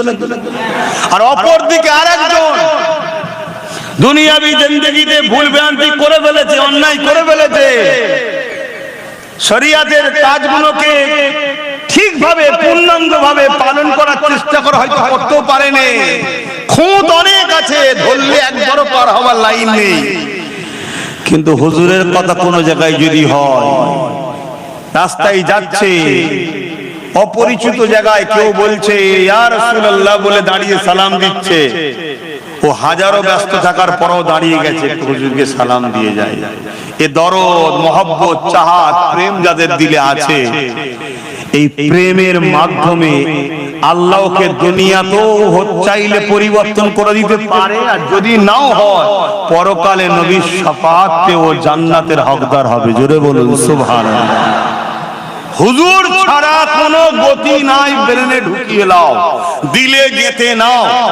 আর আজকে পুরো পৃথিবী জুড়ে একটাই ষড়যন্ত্র চলছে, আমার নবীর থেকে আমাদেরকে সরাবা। সে বক্তা সেজে, হুজুর সেজে, পীর সেজে, মুফতি সেজে, মৌলানা সেজে, হাজারো রকম সেজেছে। নামাজের বেলায় সুম্মা আলহামদুলিল্লাহ, রোজার বেলায় আলহামদুলিল্লাহ, হজের বেলায় আলহামদুলিল্লাহ, দাঁড়ির বেলায় আলহামদুলিল্লাহ, মেশকের বেলায় আলহামদুলিল্লাহ, দস্তখান বিচ্ছে খাওয়াতে আলহামদুলিল্লাহ, তাহাজ্জুদে আলহামদুলিল্লাহ, প্রতি বছর হজ করব আলহামদুলিল্লাহ, সব জায়গাতে পাওয়া যাচ্ছে। কিন্তু নবীর আদব, নবীর প্রেম, নবীকে যে উম্মতকে দেবে, এদের দিলে যে নবী ঢুকাবে, এদের সঙ্গে যে নবীর সম্পর্কটা দূরত্ব হয়েছে, জুড়বে, এই আলোচনা করতে চাইছে না। আরে সামান্য দুনিয়ায় যদি একটা কোন দলের লোককে নিয়ে আসেন, কোন দল, যে কোন দল হোক, সেই দলের লোক এসে দাঁড়িয়ে কি বলে? তার নেতার কথাই বলে তো নাকি? কথা বলে, আমার নেতা এই করেছে, আমার নেতা এই করেছে, আমার নেতা এই ছিল, আমার নেতা ওই ছিল, বলে না? বলে না কেন? যাতে সামনেওয়ালা সবাই আমার নেতার সঙ্গে জুড়ে যায়।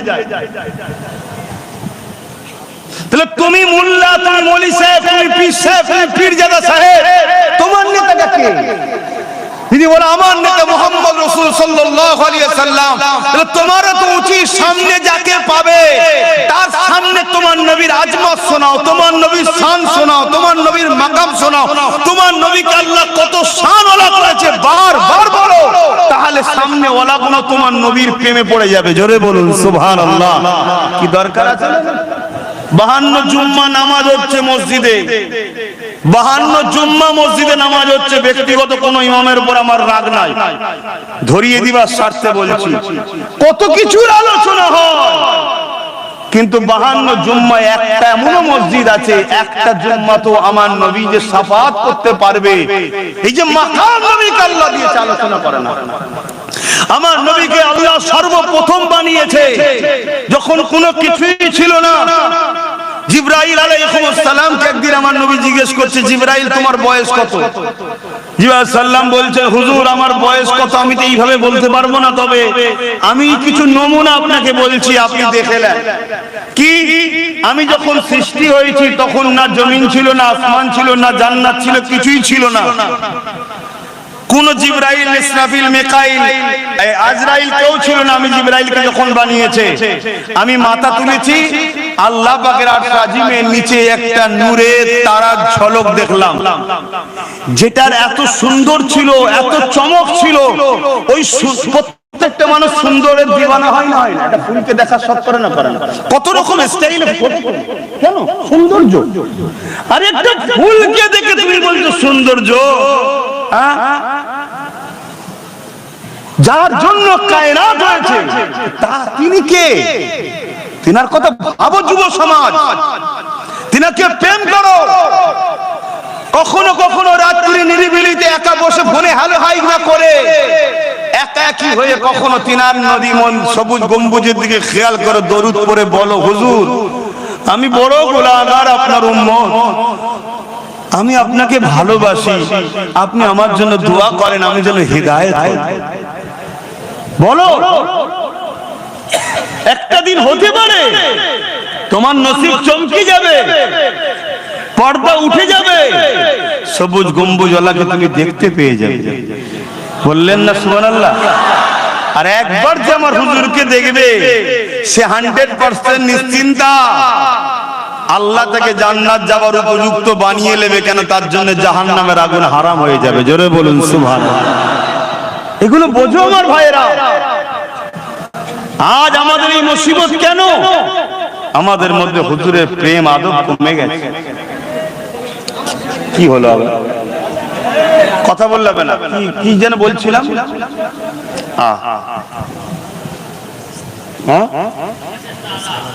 হ্যাঁ, কত বয়স একটা তারা দেখেছিলাম।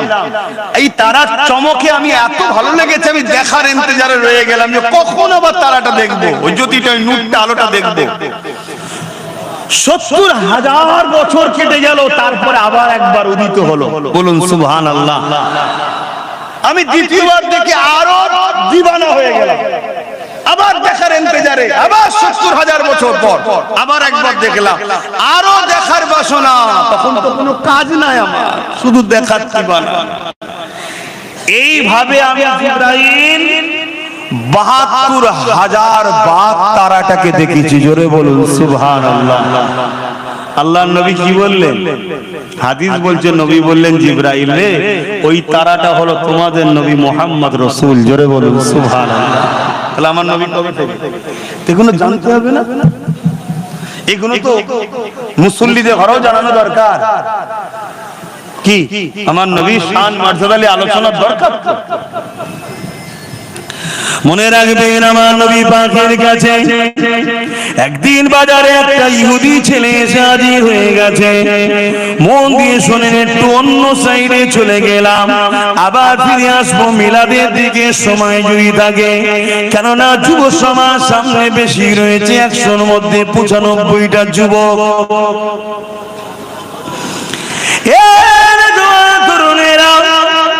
লাইন যদি ঠিক জায়গায় কানেকশন থাকে, কারেন্ট যদি এখনো নাও আসে, মিনটা পড়ে আছে তো কি হয়েছে, তার যদি ঠিক কানেকশন থাকে, যখন মেন সেন্টার থেকে উঠানো হবে অবশ্যই আপনার হৃদয়ের বাতিটা জ্বলে যাবে।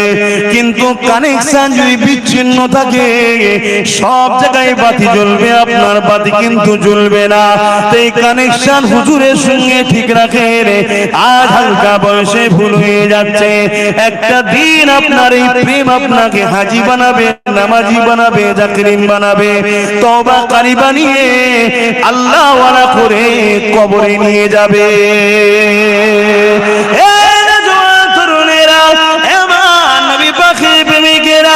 আল্লাহ নবী মদিনার বাজারে ভ্রমণ করে ঘুরতে লেগেছে। এক ইহুদি যুবক ছেলে আমার নবী পাককে দূর থেকে দেখতে লেগেছে। আল্লাহ নবী চাল চলন কথাবার্তা দেখে ওই যুবক ছেলেটা আমার নবী পাকের দিওয়ানা হয়ে গেছে। এবং সেই ছেলেটা গিয়ে এসে আল্লাহ নবীকে বলতে লাগলেন, ইয়া রাসূলুল্লাহ, হাবিবাল্লাহ, আমি আপনার খেদমতে থাকতে চাই, আপনি কি আমাকে আপনার খেদমতে থাকার পারমিশন দেবেন? কিন্তু শর্ত একটা, আমার বাপ হলো ইহুদি ধর্মের বড় আলেম। আলেম মানে জাননেওয়ালা, পণ্ডিত মানুষ। তার ছেলে আমি কিন্তু ইসলাম কবুল করতে পারবো না, আমি ইহুদি খালি থাকবো। আল্লাহর নবী মুচকে এসে বললেন, ঠিক আছে, ইজাজত দিলাম। নবী পাকের সঙ্গে থাকে, যেখানে যায়, উঠা বসা করতে করতে 7 বছর কেটে গেছে। ক বছর? 7 বছর। একদিন আল্লাহর নবী বেরিয়েছে, আর বাচ্চাটাকে দেখতে পাচ্ছেন, সেই যুবকটা আর আসে না, ছেলেটা। আল্লাহর নবী সাহাবাকে জিজ্ঞেস, একদিন শুধু গায়েব হয়ে, সঙ্গে সঙ্গে নবী জিজ্ঞেস করেছেন, পুরো পৃথিবী, কুল কায়নাতের এবং পুরো পৃথিবীর উম্মতকে বাঁচাতে নবী এসেছে, এত বড় দায়িত্ব। একদিন আসেনি। নবী বলছে, সেই ছেলেটা কোথায় গেল? সাহাবা হুজুর খবর দিলেন, হুজুর সে বড় বিমারে, অসুস্থতায় আসতে পারে না। আল্লাহ নবী সঙ্গে সঙ্গে যুবকটার বাড়িতে চলে গেল।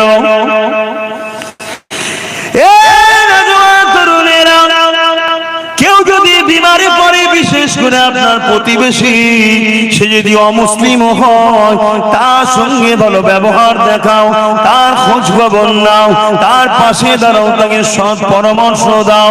এটা আমার নবী পাকের সুন্নতের স্বভাব হবে।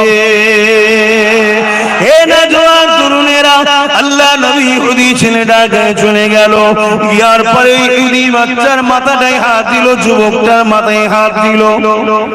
দিবার সাথে সাথে নবী পাক হাতটাকে টেনে নিলেন, দিবার পরে বলতে লাগলেন, বাবা ছেলে, 7 বছর ধরে তুমি আমায় ভালোবেসে আমার সাথে ঘুরেছো, যেখানে আমি গেছি সফরে তুমি গেছো, কোনো দিনের জন্য আমার উঠা বসা চাল চলন কথাবার্তায় মানবতার বিরুদ্ধে, ইনসাফের বিরুদ্ধে, ইনসানিয়াতের বিরুদ্ধে কখনো দেখেছো? বা আমি তোমাকে কখনো কোনো জিনিস কি চাপিয়ে দিয়েছি তুমি দেখেছো? ছেলেটা বলছে না। আল্লাহ নবী বলছে, বাবা আজ একটা বড় তোমার কাছে কথা বলবো, তুমি আমাকে একটা শুধু কথা শোনো। তুমি আমায় ভালোবাসো যেমন আমি রাসূলও তোমায় ভালোবাসি, জোরে বলুন সুবহানাল্লাহ। কিন্তু আমার একটা কথা শোনো, শুধু একবার দিল থেকে মেনে নাও, লা ইলাহা ইল্লাল্লাহু মুহাম্মাদুর রাসূলুল্লাহ।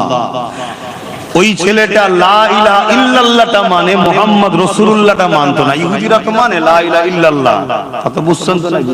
হ্যাঁ, মুহাম্মদ রাসূলুল্লাহটা মানতো না।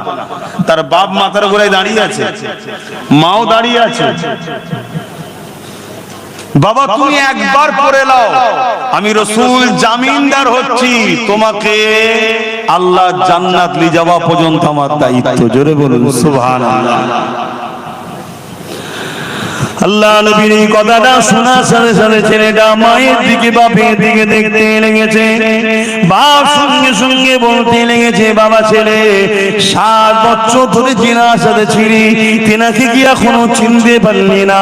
আমি এক মুহূর্তে চিনে ফেলেছি বাবা, আর দেরি করিস না বাবা, পড়ে নে লা ইলাহা ইল্লাল্লাহু মুহাম্মাদুর রাসূলুল্লাহ। তাওরাত গাওয়া দিচ্ছে, ইনজিল গাওয়া দিচ্ছে, ইনি অবশ্যই আখেরি নবী, আমি আমার কিতাব দ্বারা প্রমাণ পেয়ে গেছি। বাবা কলেমা পড়ে নে বাবা। ছেলেটা যেই কলেমা পড়লো, ইন্না লিল্লাহি ওয়া ইন্না ইলাইহি রাজিউন, ইন্তেকাল হয়ে গেল। সঙ্গে ইন্তেকাল হয়ে গেল। এখন বলো তো যুবক, এই ছেলেটা কি নামাজ পড়েছে, রোজা হজ করেছে, যাকাত দিয়েছে, দান খায়রাত করেছে? কোনো সময়ই তো পাইনি, শুধু কলমা পড়েছে আর সঙ্গে সঙ্গে ইন্তেকাল করেছে। এই যুবকটার এখন মর্যাদা কত? কস পাকের থেকে বড় না কম? বলো বলো বলো, সাহস করে বলো। গৌস পাক সমস্ত ওলিদের বাদশা যিনি, তিনার থেকেও বড়। আরে হ্যাঁ না না বলবেন তো? খাজা হুজুরের থেকে, দাদা হুজুরের থেকে, কেন? তাহলে কোন জিনিস ইনাকে এত বড় করলো? বলো বলো বলো। নামাজ 100% বলে যাচ্ছি, পড়তেই হবে, কোনো গুঞ্জাইশ নাই ছেড়ে দিবা। রোজা রাখতেই হবে, হজ করতেই হবে, কিন্তু এগুলো করে তুমি যদি মনে করো আমি জান্নাতে যাব, তাহলে আমার আফসোস। এগুলো তুমি বান্দা হিসাবে তোমার ডিউটি, কর্তব্য, তোমার মালিকের হুকুম তোমার পালন করতে হবে, এবং তোমার সুস্থতা কল্যাণের মধ্যে আছে। জান্নাত যেতে গেলে একটা ভিসা লাগবে। সৌদি আরবে যেতে গেলে ভিসা লাগে না? লাগে না? কেন রে বাবা? একই পৃথিবী তো, একটা বিচখানে সাগর রয়েছে মাত্র। আমার টাকায় যাব প্লেন চেপে, আমি খাবো আমার পয়সা খরচ করে, তাও থাকতে দিবি না? না। এখান থেকে যদিও ছেড়ে যাই, এয়ারপোর্টে ধরবে যেই ভিসা নিয়ে অমনি রিটার্ন, ঠিক না বেটি? কেন? ভিসা নাই। তাহলে দুনিয়ার নিজাম যদি এক দেশ থেকে আরেক দেশে যেতে গেলে ভিসা লাগে, তা দুনিয়ার দেশ থেকে জান্নাতের দেশে যাবে ভিসা ছাড়া? এই ভিসাটা হলো এইখানে মুহাম্মদ রাসূলের প্রেম ও আদেব আছে কি না? না। তাই কবরের শেষ প্রশ্নটাই ভাইটাল, আমার নবীকে দেখিয়ে জিজ্ঞেস করা হবে, ইনার সম্বন্ধে তোর আকীদা কি ছিল বল। ইনি কে নয়, ইনার সম্বন্ধে তোর আকীদা কি ছিল বল। মিলাদ বানাতিস, আনন্দ করতিস, শুকরিয়া আদায় করতিস নবী পেয়ে, খানা করে গরিবকে খাওয়াতিস, এতিমদেরকে দান খায়রাত করতিস, আল্লাহ শুকরিয়া আদায় করে ইনার আলোচনার মজলিস বানাতিস, লাইটিং সুন্দর করে সাজাতিস। মাফ করবেন আমি যদি ভুল না বলি, আপনারা মন দিয়ে শুনবেন। আমার নবী আসার জন্যই তো পৃথিবীতে 1 লক্ষ মতান্তর 2,24,000 নবীকে আগে পাঠানো হয়েছে, জায়গা ঠিক করার জন্য। বোঝেন জায়গা? ভিআইপি লাস্টে আসে না প্রথমে আসে? বলবেন না? দুনিয়ার যদি আমাদের তৈরি করা ভিআইপি, তার জন্য আগে সব এসে চেক হয়ে গেল, সবকিছু হয়ে গেল, কত এলান করা হয়, এই যিনি আসছে উনি এমন, যিনি আসছে উনি এই করেছে, যিনি আসছে উনি পীরজাদা, উনি বাবা আমার যদি এত কিছু প্রচার করা হয়, কত হ্যান্ডবিল, কত মাইকিং করেছে না করেন? কথা বলবেন তো নাকি? তো দোনো জাহানের সুলতান আসবে, লেভেল যেমন তেমন লেভেল আলোকিত প্রচার করবে। বাপ আদম থেকে ঈসা নবী পর্যন্ত সবাই প্রচার করছে আসছে আসছে আসছে। আমার আল্লাহ পাক তারা দিয়ে, চাঁদ দিয়ে, সূর্য দিয়ে, গাছপালা দিয়ে পুরো পৃথিবীকে সাজিয়েছে মূলত মুহাম্মদ রাসূলের জন্যই। জোরে বলুন সুবহানাল্লাহ। তাহলে সেই আল্লাহর দেখানো পন্থায় আমরা উম্মত হিসাবে সেই আল্লাহর বন্ধুকে পেয়ে, নিয়ামতকে পেয়ে, কেন আমরা একটু সুন্দর করে সাজিয়ে নবীর আগমনের মাসে নবীর আলোচনা করব না? কিন্তু ভাবতে হবে, টাকা কত জায়গায় বেরিয়ে চলে যাচ্ছে, ফতোয়া হয় না কি? হ্যাঁ, বেটার বিয়েতে, বেটির বিয়েতে, বাপ রে বাপ, লাইটিং করে আর করে গরু জবাই করে 4 দিন 5 দিন ধরে খানা খাওয়াচ্ছে। ওরে বাপ রে বাপ, কত খরচ, কোন জায়গায় ফতোয়া হয় না। শুধু ফতোয়া হুজুরের আগমনের আলোচনাতে হয় না। তাহলে তো বুঝতে হবে এগুলো। যাক, নামাজ আছে তো ভাই, নামাজ আছে। তাহলে নামাজ যখন এসে গেছে, নামাজ নিয়ে একটা কথা বলি, একটু মন দিয়ে শোনে। নামাজে আমরা দাঁড়াই, কিভাবে দাঁড়াই? জায়গা পাক হতে হবে, কিবলা মুখী হতে হবে, নিয়ত করতে হবে, তাহরিমা বানতে হবে, সূরা ফাতিহা পড়তে হবে, সূরা মিলাতে হবে, রুকুতে যেতে হবে। সুবহান রাব্বিল আযীম, সুবহান রাব্বিল আযীম, সুবহান রাব্বিল আযীম সব থেকে কম 3 বার পড়তেই হবে। আবার সোজা হয়ে দাঁড়ালেন, আবার সিজদায় চলে গেলেন, সুবহান রাব্বিল আলা, সুবহান রাব্বিল আলা, সুবহান রাব্বিল আলা। আবার কিয়ামে দাঁড়িয়ে গেলেন, সূরা ফাতিহা পড়লেন, সূরা মিলালেন, আবার রুকুতে, আবার দাঁড়িয়ে, আবার সিজদাতে, সুবহান রাব্বিল আলা 3 বার পড়লেন। 2 রাকাত নামাজ হলে সালামে বসে গেলেন, 4 রাকাত হলে আবার উঠে দাঁড়াতে হবে। 2 রাকাতে যখন আপনি বসে গেছেন, এবারে আপনি নিয়ত করছেন, আল্লাহ রুকু আপনাকে দিলাম, সিজদা আপনাকে দিলাম, কিরাত আপনার জন্য পড়লাম, আল্লাহ সূরা মিলালাম আপনার জন্য, ব্যবসা কাজে ছিলাম ছেড়ে দিয়ে দাঁড়িয়ে নামাজ আপনার জন্য পড়লাম, আল্লাহ পাক খানা খাওয়া ছেড়ে দিয়ে নামাজ আপনার জন্যই পড়লাম। এই নামাজ শুধু আপনার জন্য। আল্লাহ বৈঠকে বসে আছেন, সালাম ফিরবে। এ যুবকেরা কবুল হবে কি হবে না জানি না। এত নাকি খিদে পেয়ে গেছে। আল্লাহ আওয়াজ দিয়ে দিলেন, বান্দারে, ওরে আমার বান্দি রে, তুই কি চাস? আমাকে যে রুকু দিলি, আমাকে যে সিজদা দিলি, আমার জন্য যে তাসবিহ পড়লি, আমি আল্লাহ তোর রুকুর মুখাপেক্ষী নয়, তোর সিজদার মুখাপেক্ষী আমি আল্লাহ নয়। আব্বা যদি সিজদা না দেয়, আব্বাসের কপাল ফাটবে, আল্লাহ মুখাপেক্ষী নয়। আমি যদি সেজদা দিই, আমার নসিব করো যে আল্লাহ আমাকে সেজদা দেওয়ার তৌফিক দিয়েছে, তাই তো নাকি গো? তো তুই কি চাস কবুল হোক? অবশ্যই আল্লাহ চায় নামাজটা কবুল করে নেন, রুকু সিজদা কবুল করে নেন। আল্লাহ পাক জানিয়ে দিলেন, সালাম ফিরবার আগে আমার বন্ধুকে সালাম দিয়ে দে। পর আসসালামু আলাইকা আইয়ুহান নবী, আছে না না? আত্তাহিয়াতু লিল্লাহি ওয়াস সালাওয়াতু তাইয়্যিবাতু আসসালামু আলাইনা আত্তাহিয়াতু লিল্লাহি ওয়াস সালাওয়াতু তাইয়্যিবাতু আসসালামু আলাইকা আইয়ুহান নবী। আছে না না? বলবেন নাকি না? ও আল্লাহ, নামাজ তো আপনার জন্য, এখানে গায়ের কে কেন আনছেন? নামাজ তো শুধু আপনার জন্য, রুকু আপনার জন্য, সিজদা আপনার জন্য, তাসবিহ আপনার জন্য। বুঝছো তো নাকি যুবকরা? কি গো, বুঝছো তো? এখানে গায়ের অন্যজনকে কেন নিয়ে আসলেন? নামাজ শুধু আপনার জন্য। আপনি তো বলেছেন লোক দেখানো হলে চলবে না, শুধু আপনার জন্য। তাহলে এখানে মোহাম্মদ রসুলকে কেন সালামটা দিতে বলছেন? এ আমার বাংলা বান্দিরে, মোহাম্মদ রসুল যদি আমার গায়ের হতো, পর হতো, তাহলে সালাম দিতে বলতাম না।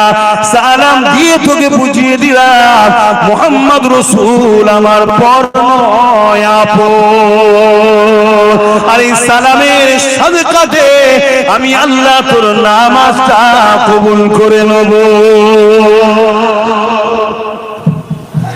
নামাজ পড়ার আগে নবী চিনা দরকার আছে না নাই? কি গো, একটু বলবেন তো? আচ্ছা, নবীকে তো সালাম দেয়া হলো। আল্লাহ বলছেন আমার নবীকে সালাম দিলি নামাজ কবুলের জন্য। এবার আমার বন্ধু তো খুশি হবে, তার আহাল ছাড়ানো।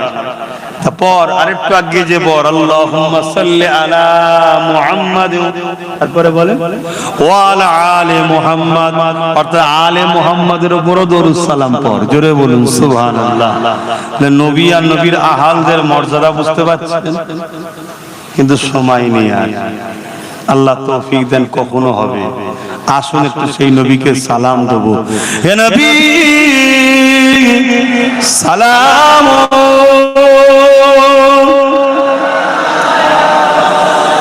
ইয়া রাসূল,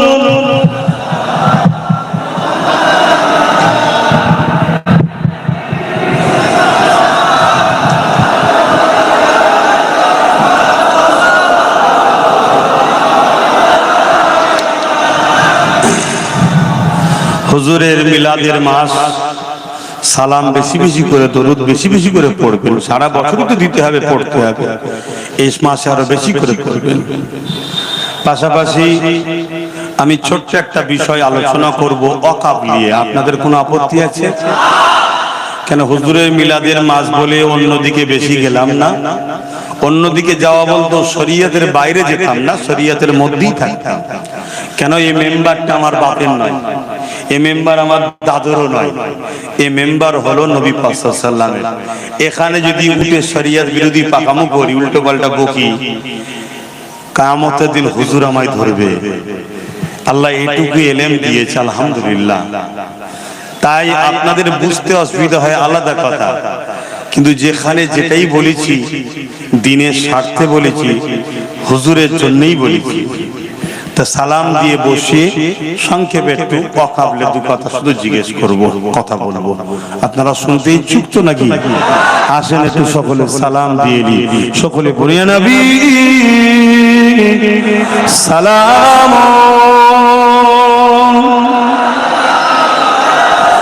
ইয়া রাসূল সালাম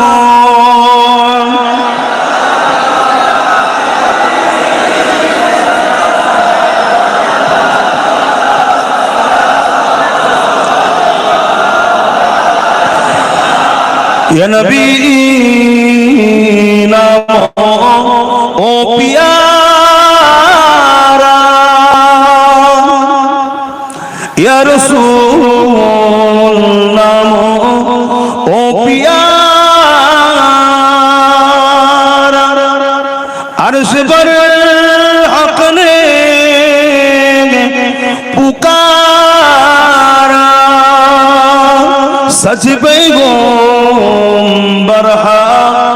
हमारा, या नबी सलाम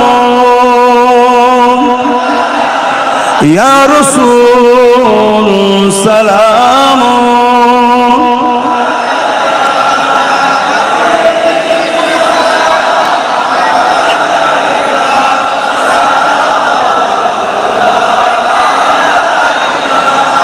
या नबी मदीना होते सब কিছুই পারে ইন্দেখিতে মোদের লাশ কবরে রাখিলে লইবেন আপন করে নবী সালাম ইয়া রাসূল সালাম ইয়া হাবিব সালাম সালাওয়াতুল্লাহ। সকলে বসুন, একটু দোয়া করব। সকলে বসুন। বালাগাল উলা বিকামালি। আচ্ছা আচ্ছা,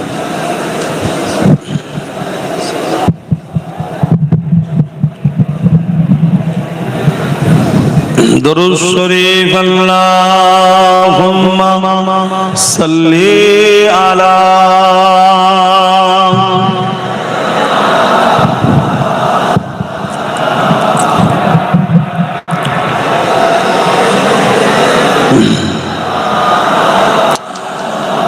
আলহামদুলিল্লাহ। আমি আপনাদের উপরে খুশি হয়েছি। দোয়া করি আল্লাহ আপনাদেরকে কিয়ামতের দিন হুজুরের শাফাআত নসিব করে, জান্নাত নসিব করে। বোন আমিন। যে এতগুলো যুবক এবং ভাই, বাপ, মা, বোনেরা সবাই আপনারা হুজুরের মিলাদ মাহফিল বানালেন এবং সেখানে এসে হুজুরের মিলাদের সম্মান মর্যাদাকে রক্ষা করলেন। এটা আল্লাহ আপনাদের উপরে খুশি হয়ে যাক। বলুন আমিন। নিঃশ্বাসের কোনো বিশ্বাস নাই, তাই তো নাকি? দুনিয়ায় আমরা ঘর বাড়ি সব তৈরি করি না কি জন্য? একটু আরামে থাকবো। ব্যবসা বাণিজ্য কারবার রান্না বান্না করি, একটু খাবো আরামে, ভালো তন্দ, তাই তো নাকি? কবরে আরামের জন্য, আখিরাতের আরামের জন্য একটু ভাবা দরকার আছে না? না, আমি একটা ছোট্ট ভালো কাজ আপনাদেরকে সুযোগ দিচ্ছি আখিরাতের জন্য। নেবেন না? নেবেন না? প্রত্যেকে পকেটে হাত দেবেন। ছেলেরা যাচ্ছে, আল্লাহর ঘর মসজিদের জন্য দেন। মসজিদের জন্য দিলে এটা আখিরাতে জমা হবে এবং দুনিয়াতেও 70 গুণ আল্লাহ বরকত দেবে, আখিরাতেও দেবে। কথা বুঝে আসছে? দেন, কেউ ফিরিয়ে দেবেন না। হ্যাঁ, আর একটা কথা, বুড়ামারিতে আমি একটা মাদ্রাসা করছি, জানেন তো নাকি? মুজাদ্দিদিয়া পীর আবু বকর সিদ্দিকিয়া মাদ্রাসা। ওই মাদ্রাসার বাৎসরিক জলসা পয়লা আশ্বিন, সামনে পয়লা আশ্বিন। আপনাদের সকলকে জলসা কমিটি দাওয়াত দিচ্ছে সন্ধ্যে 6টার সময়, মানে ও আচ্ছা 3টে থেকে, মানে আসর থেকে, জোহর থেকে শুরু হবে। আচ্ছা আচ্ছা, বাদ জোহর থেকে শুরু হবে। আপনাদের সকলকে জলসা কমিটি দাওয়াত দিল। দরুদ শরীফ আল্লাহুম্মা সাল্লি আলা। দেন, ছেলেরা যাচ্ছে, দেবেন, ফিরিয়ে দেবেন। আল্লাহুম্মা সাল্লি আলা সাইয়্যিদিনা। কি জন্য? মসজিদে। আমার একটা ভাই মিনহাজ, তার একটা বাচ্চা একটু অসুস্থ আছে। আল্লাহ যাকে ভালোবাসে বিমারও দেয় পরীক্ষার জন্য। আল্লাহ যেন শেফা দেয়। মসজিদে নগদ 2000 টাকা দিল। আপনারা দোয়া করবেন না? বলুন আল্লাহুম্মা আমিন। এ চাঁদের বিউল আউয়াল কা चमकाता है चमकाएगा। যন্ত্রণা শেষ আছে? এই টুপি নিয়ে কেন পয়সা তুলছিস? তুই জানিস টুপিটা নবীর সুন্নাত? দাদা হুজুরের ওসিয়তনামা পড়বে, টুপি যদি পরে নে সে নেকি পাবে, কিন্তু টুপি নিয়ে কেউ তুচ্ছ তাচ্ছিল্য করলে কাফের হয়ে যাবে। কেন? নবীর সুন্নাত। বুঝতে পারছেন? খবরদার, টুপি পয়সা তোলার জিনিস নাই। এ চাঁদের বিউল আউয়াল কা চমকাতা है चमकाएगा। ए चाँद रबीउल अव्वल का चमकाता है चमकाएगा ईमान अकीदत का जलवा दिखलाता है दिखलाएगा ये चाँद रबीउल अव्वल का चमकाता है चमकाएगा एक परचम अर्ज़ के ऊपर है एक काबा पर एक अक़सा पर एक परचम अर्श के ऊपर है एक काबा पर एक अक़सा पर जिब्रील के हाथों में परचाम-ए हक़ लहराता है लहराएगा ये चाँद रबीउल अव्वल का चमकाता है चमकाएगा दीवाना नबी के दुश्मन से टकराता है टकराएगा যারা নবীর প্রকৃত দিবানা তারা নবীর দুশমন থেকে নবীর দুশমনের সাথে সংগ্রাম করেছে করতেই থাকবে জোরে বলুন সুবহানাল্লাহ আমরাও যদি সত্যি প্রকৃত নবীর দিবানা হই তাহলে নবীর দুশমন যারা হবে তাদের বিরুদ্ধে সংগ্রাম লড়াই হবে না হবে না আওয়াজ দিয়ে শুনতে চাই হবে না হবে না মনে রাখবেন ওয়াকাফ এটা হলো ইসলামের সম্পদ ওয়াকাফটা কি ইসলামের সম্পদ ইসলামটা হলো মুহাম্মদ সাল্লাল্লাহু আলাইহি ওয়াসাল্লামের তাই ওয়াকাফের উপরে আঘাত ইসলামের উপরে আঘাত ইসলামের উপরে আঘাত নবীর দ্বীনের উপরে আঘাত সে যেই হোক মুসলিম সেজে হোক আর মুসলিম না সেজে হোক আমার নবীর দ্বীনের উপরে যারা আঘাত দেবে নবীর দিবানারা তারা তাদের বিরুদ্ধে লড়াই সংগ্রাম করেছে আগামী দিনও করবে ঠিক না বেঠি হাত তুলে বলুন ঠিক না বেঠি নারে দিবে মনে রাখবেন কেউ যদি মনে করে আমি ক্ষমতার জোর দেখিয়ে ক্ষমতার আসনে বসে আমি মুসলমানদের ধর্মীয় সম্পদ মসজিদ মাদ্রাসা কবরস্থান ঈদগাহকে কেড়ে নেব আমি সেই জালিম হুকুমতকে জানাই আমার আল্লাহ সাদ্দাতকে মিটিয়েছে নমরুদকে মিটিয়েছে ফিরাউনকে মিটিয়েছে আব্রাহা কাবাকে ভাঙতে এসেছিল আমার আল্লাহ তাকেও মিটিয়ে দিয়েছে তাই সুধরে যাও জালিম না হয় আমার আল্লাহ তোমাকে তো মিটাবেই আর আমরা মুহাম্মদ রাসূলের গোলামরা তোমাদের বিরুদ্ধে লড়াই জারি থাকবে জয় বলুন সুবহানাল্লাহ আমরা জীবনের শেষ নিঃশ্বাস দিয়ে হলো গুস্তাখে রাসূলদের বিরুদ্ধে লড়াই করব ইসলামের দুশমনদের বিরুদ্ধে লড়াই করব আমাদের অন্য ধর্মের কোন মানুষের সঙ্গে আমাদের ঝগড়া নাই সবাই বাপ আদম মা হাওয়া সন্তান আমরা সবাই মিলে মিশে থাকব হিন্দু হোক খ্রিস্টান হোক আদিবাসী হোক শিখ হোক পাঞ্জাবি হোক সবাই আমাদের ভাই বোন সবাই আমরা ভাই ভাই ভাই বোন মিলে মিশে থাকব কিন্তু দাঁড়িয়ে রেখাও যদি নবীর বিরুদ্ধে হয় তার বিরুদ্ধেও লড়বো দাঁড়িয়ে চেঁচাও যদি নবীর বিরুদ্ধে হয় তার বিরুদ্ধেও আমরা লড়বো ঠিক না বেঠি পাশাপাশি এটাও জানিয়ে দিই কেউ যদি মনে করে আমি অকাবলে লাভলে আমি অকাবলে লড়াই করলে তোমাকে আন্দোলন করতে দেবো না তাহলে সেই জাহান্নামের কুত্তাকেও জানিয়ে দেবো তোমার বিরুদ্ধে আমাদের যুদ্ধ চলবে তুমি যত বড়ই সুপার পাওয়ার হও না কেন মনে রেখে দিও আমার আল্লাহ নমরুদকে মশা দিয়ে মেরেছে আমার আল্লাহ বদরের ময়দানে 313 জনকে দিয়ে 1000 পরে লড়াইয়ে কামিয়াবি দিয়েছে আমরা ওয়াকাফের জন্য মসজিদের জন্য মাদ্রাসার জন্য কবরস্থানের জন্য সবার বিরুদ্ধে লড়াই করতে রাজি আছি যদি তুমি মনে করো কিছু পীর জানা ইমামকে খরিদ করে তুমি দাদাগিরি দেবে তোমার দাদাগিরিকে পায়ের তলায় চেপে মারবো আমরা ইনশাআল্লাহ আপনারা তৈরি আছেন তো নাকি এ লড়াই হবে এ যুদ্ধ হবে আপনারা কারা এই যুদ্ধে অংশগ্রহণ করতে চান হাত তুলে দেখান বলুন লাব্বাইক ইয়া রাসূলুল্লাহ লাব্বাইক লাব্বাইক লাব্বাইক নারে তাকবীর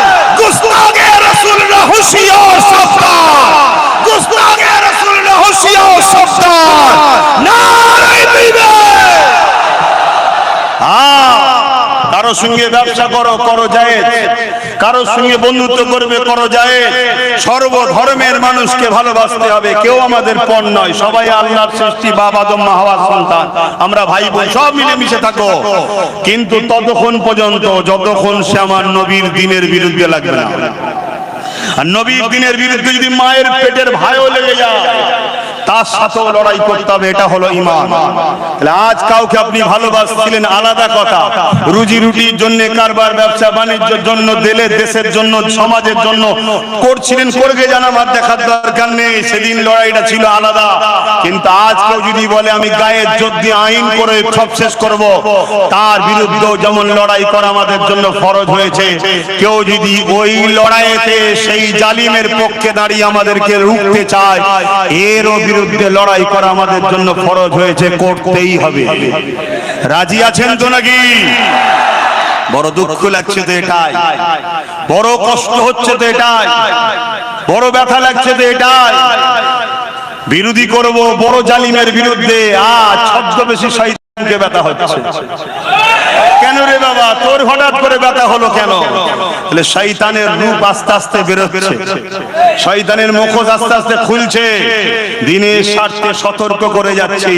আর নাই মনে রাখবে, আল্লাহর পরীক্ষা আমাদের ঘরে নিচ্ছে, আল্লাহ তো তার দিনের জন্য যথেষ্ট। আমরা যদি মনে করি না দরকার নেই, আল্লাহ তোমার আমার নাম নিশানা মিটিয়ে দেবে, নতুন প্রজন্ম তৈরি করবে, তাদের কাছে ইসলাম আল্লাহ দিয়ে দেবে। যেমন ইউরোপ দুনিয়া বলছে আগামী 40-45 মধ্যে আমেরিকা সহ ইউরোপ দুনিয়ায় সংখ্যা গুরু হবে ইসলাম, মুসলমান। জোরে বলুন সুবহানাল্লাহ। দেখছেন না নতুন প্রজন্ম আল্লাহ করছে, তুমি আমি মুসলমান সেজে 40%, 30%, 20% যাই হোক না কেন, ইসলামের দুশ্মনের গদিকে শক্ত করব, আল্লাহ মিটিয়ে দেবে, মিটিয়ে দিয়ে নতুন প্রজন্ম তৈরি করে নেবে। অতএব আল্লাহ যে পরীক্ষা নিচ্ছে, ওই পরীক্ষায় শক্ত হয়ে দাঁড়াও, শক্ত হয়ে দাঁড়াও।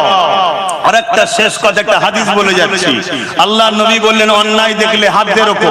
অন্যায় দেখলে, আমার আব্বাদের অসুবিধা হচ্ছে নাকি যে কোথা যাব, বা কোথা যাব, কোথায় যাবেন? জান্নাতে যাবেন, যাবেন না জান্নাতে? ইগো আব্বারা বলবেন তো জান্নাত যাবেন না? জান্নাত যেতে গেলে তার ইসলামের দুশমনের সঙ্গে গলায় গলায় মিললে হয় না, বুকের খাঁচায় লাথি মারতে হয়, তবে তো জান্নাত যাবে। খুব ভালো করে শোনেন, স্পষ্ট কথা বলছি, মাইকে মুখ দিয়ে কথা বলছি।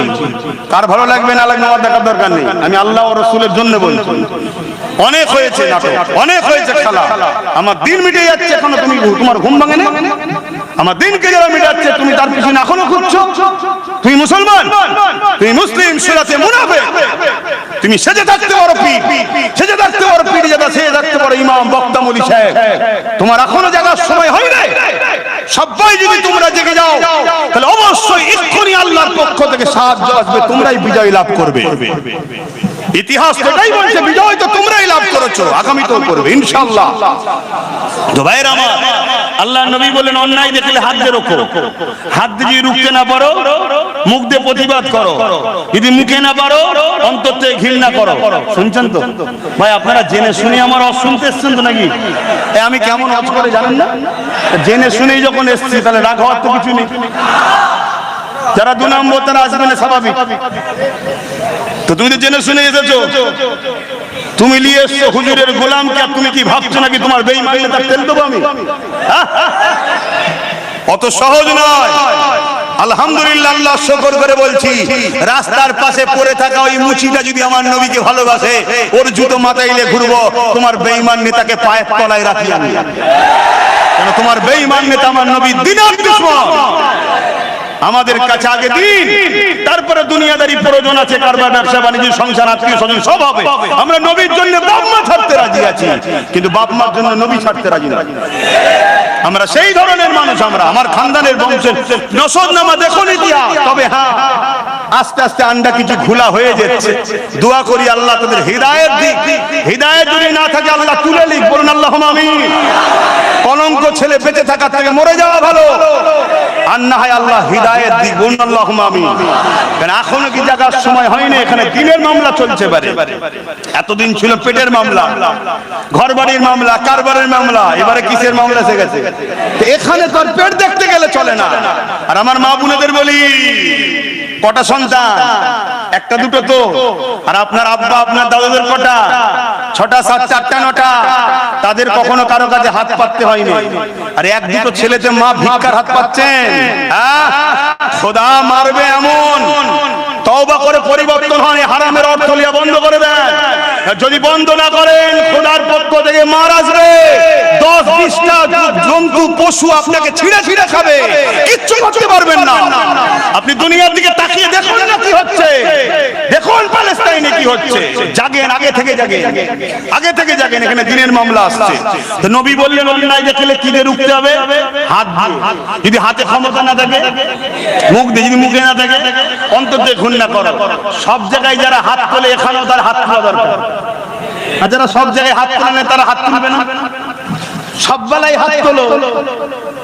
জায়গা চলে গেছে, মারপিট করেছো, কি ভুল বলছি নাকি? সামান্য 2000-3000 টাকার জন্য মাথা ফেটিয়ে দিয়েছো, করেছো না করেন? বাক্স চুরি করলে ছুটছো, করেছো না করেন? সব জায়গায় মারপিট করেছো, এখানেও তোমায় হাত তুলতে হবে। এটা তোমার পরীক্ষা শুরু হয়েছে ভাই। আর যারা ওই জায়গায় হাত তোলে না, তাদের জন্য দ্বিতীয় পন্থা কি? মুখ দিয়ে প্রতিবাদ করো। আমি আব্বাস সিদ্দিকী সব জায়গায় প্রতিবাদ করি। আর মসজিদের বেলায় চুপ। তাহলে জানতে হবে মুনাফিক গাদ্দার। যেসব আলেম ওলামারা অন্য ব্যাপারে মুখ খোলে না, চুপচাপ থাকে, ফটোর সামনে আসে না, অনেক কখনো মুখ খোলে না, ফটোর সামনে আসে না, এই সেসব হুজুরকে আমি সম্মানের সাথে বলছি, তাদের জন্য এখানে আসার প্রয়োজন নাই। ঠিক না বেটি? কিন্তু কিছু বিষয় হলে মিডিয়া নিয়ে আসো, বক বক বক বক করে বকে দিলে কি অনেক বকে না? বকে না? এই বেলায় চুপ কেন? এখানেও তোমায় মুখ খুলতে হবে। 3 নম্বর চলে আসেন চুপ থাকা। তো সব জায়গায় যারা চুপ ছিল এখনো চুপ থাকবে, কিন্তু অন্তর থেকে ঘৃণা করতে হবে। যেমন অন্য অন্তর থেকে ঘৃণা করেন অন্য অন্যায়ের বিষয়। বুঝতে পারছো তো নাকি? যদি এই 3টের মধ্যে কোনোটা না থাকে, রাসূল বলছে তার মধ্যে ঈমান নাই। কে বলছে? ওয়াকাফ ইসলামের পার্ট না, পার্ট নয়।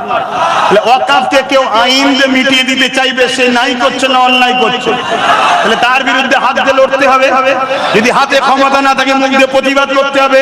যদি মুখে না থাকে, অন্তর থেকে ঘৃণা করে তার থেকে সরে যেতে হবে। তুমি মুসলমান দাবি করে ঘৃণা না করবে, হাত দিয়ে মুখ দিয়ে প্রতিবাদ করবে না, হাত দিয়ে প্রতিবাদ করবে না, তাকে শক্তিশালী করবে। জানতে হবে তোমার মধ্যে ঈমান। জোরে বলো।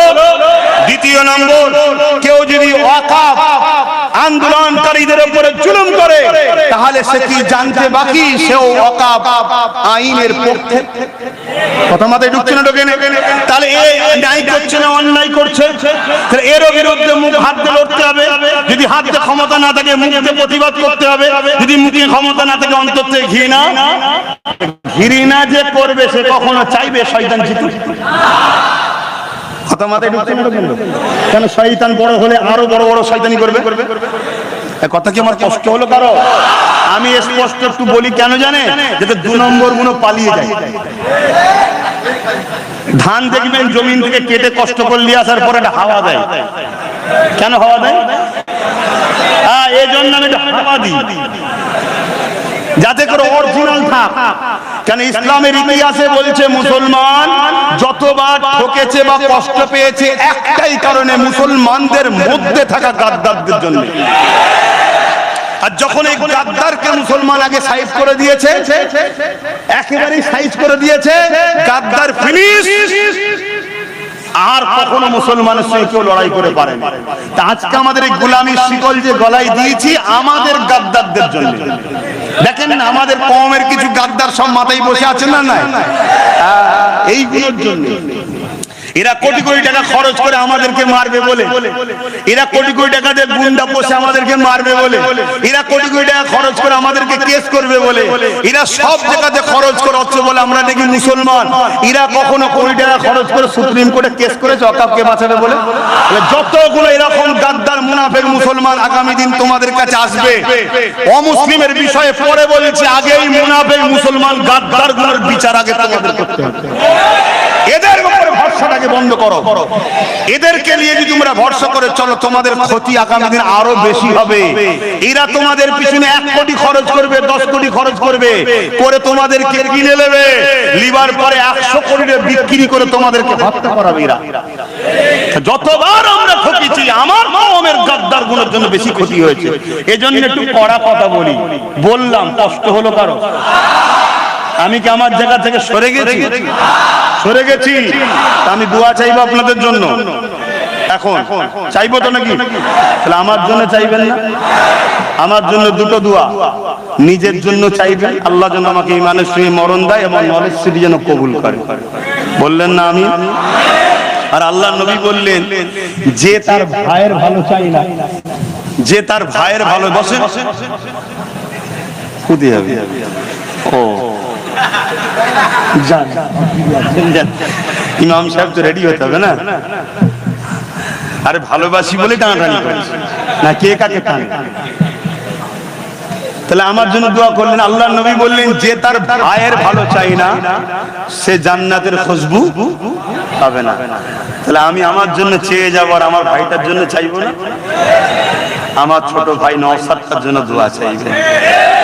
ওর উপরে জালিমদের খুব রাগ, ওর উপরে চোর ডাকাত খুনি সন্ত্রাসগুলোর খুব রাগ, ওকে ঘন ঘন ধরছে আর বন্দি করছে, দেখছেন না? তবে আল্লাহর শান, আল্লাহ কি কোন হিকমতে আল্লাহ মানুষকে বড় করে আল্লাহই তো জানে। ইউসুফ আলাইহিস সালামকে আল্লাহ জেলে দিয়েছিল, আবার মিশরের রাজাও করে দিয়েছিল, জানেন তো নাকি? আল্লাহ পাক একে জানো মানুষ জাতির সেবার জন্য, শুধু মুসলমান নয়, মুসলমান যদি সেবা করবে তুই ধর্মগুরু হয়ে যা, তুই নেতা হবি কেন? ঠিক তো নাকি? নেতা যে হবে সবার জন্য হতে হবে। নেতার কাছে হিন্দু খ্রিস্টান আদিবাসী বলে কেউ নাই, মানুষের সেবক। আমার ভাইকে যেন সমস্ত মানুষের জন্য রাজ ক্ষমতা আল্লাহ দান করে, বলুন আমিন। এবং ওকেও যেন মুহাম্মদ রাসূলের গোলাম হিসেবে কবুল করে, বলুন আমিন। কেন মুহাম্মদ রাসূলের গোলাম না হয়ে যদি নেতা হয়, ও চোর হয়ে যাবে। আগে ওপেন কথা, ভাই তো কি হয়েছে? ভাই আগে নয়, রাসূল আগে। বন্ধু শোনো, রাসূল আগে, ভাই আগে নয়। শুনছেন তো নাকি? তাহলে আমার ভাই যদি নবীর গোলাম হয়ে নেতা হয়, তাহলে ফারুক আজম যেমন ইনসাফ দেখিয়েছে, সর্বধর্মের মানুষের কথা ফারুক, জানেন তো ইতিহাস নাকি? আমাদেরকে সব ভুল ইতিহাস শুনিয়ে শুনিয়ে ভুল দিকে চলে গেছে। অধিকার বলার সময় নেই, নবী দিবসের মাস, এদিকার বেশি বলছি না। কিন্তু ওয়াকাফ আন্দোলনের জন্য আগামী দিন বিভিন্ন জায়গায় করছিলাম, আমার টার্গেট একটা ব্যারিকেড করব, মনে আছে তো নাকি? পারমিশনের জন্য কাজ চলছে, বর্ষা এখন চলছে, বর্ষাটা কেটে যাক তারপরে করব। খবর পেলে গাঁটের পয়সা খরচ করে কারা কারা আমার ডাকে আমার পাশে যাবেন, একটু হাত লোক দেখানো, হাত তুলেন না তো? পাক্কা কথা তো? যারা হাত তুলেছেন খবর পেলে প্রচার করবেন, সাথে করে আরো নিয়ে যাবেন। কথা বুঝে আসছে? আসেন এখন ছোট্ট করে দোয়া চাইবো, তার আগে তওবা। বিসমিল্লাহির রহমানির রহিম। আল্লাহ তাআলা আমি জানা অজানা, ইচ্ছা ও ইচ্ছা সকল গুনাহ হইতে তওবা করিতেছি। আস্তাগফিরুল্লাহ রাব্বি মিন কুল্লি ওয়া আতুবু ইলাইহি। আশহাদু আল্লা ইলাহা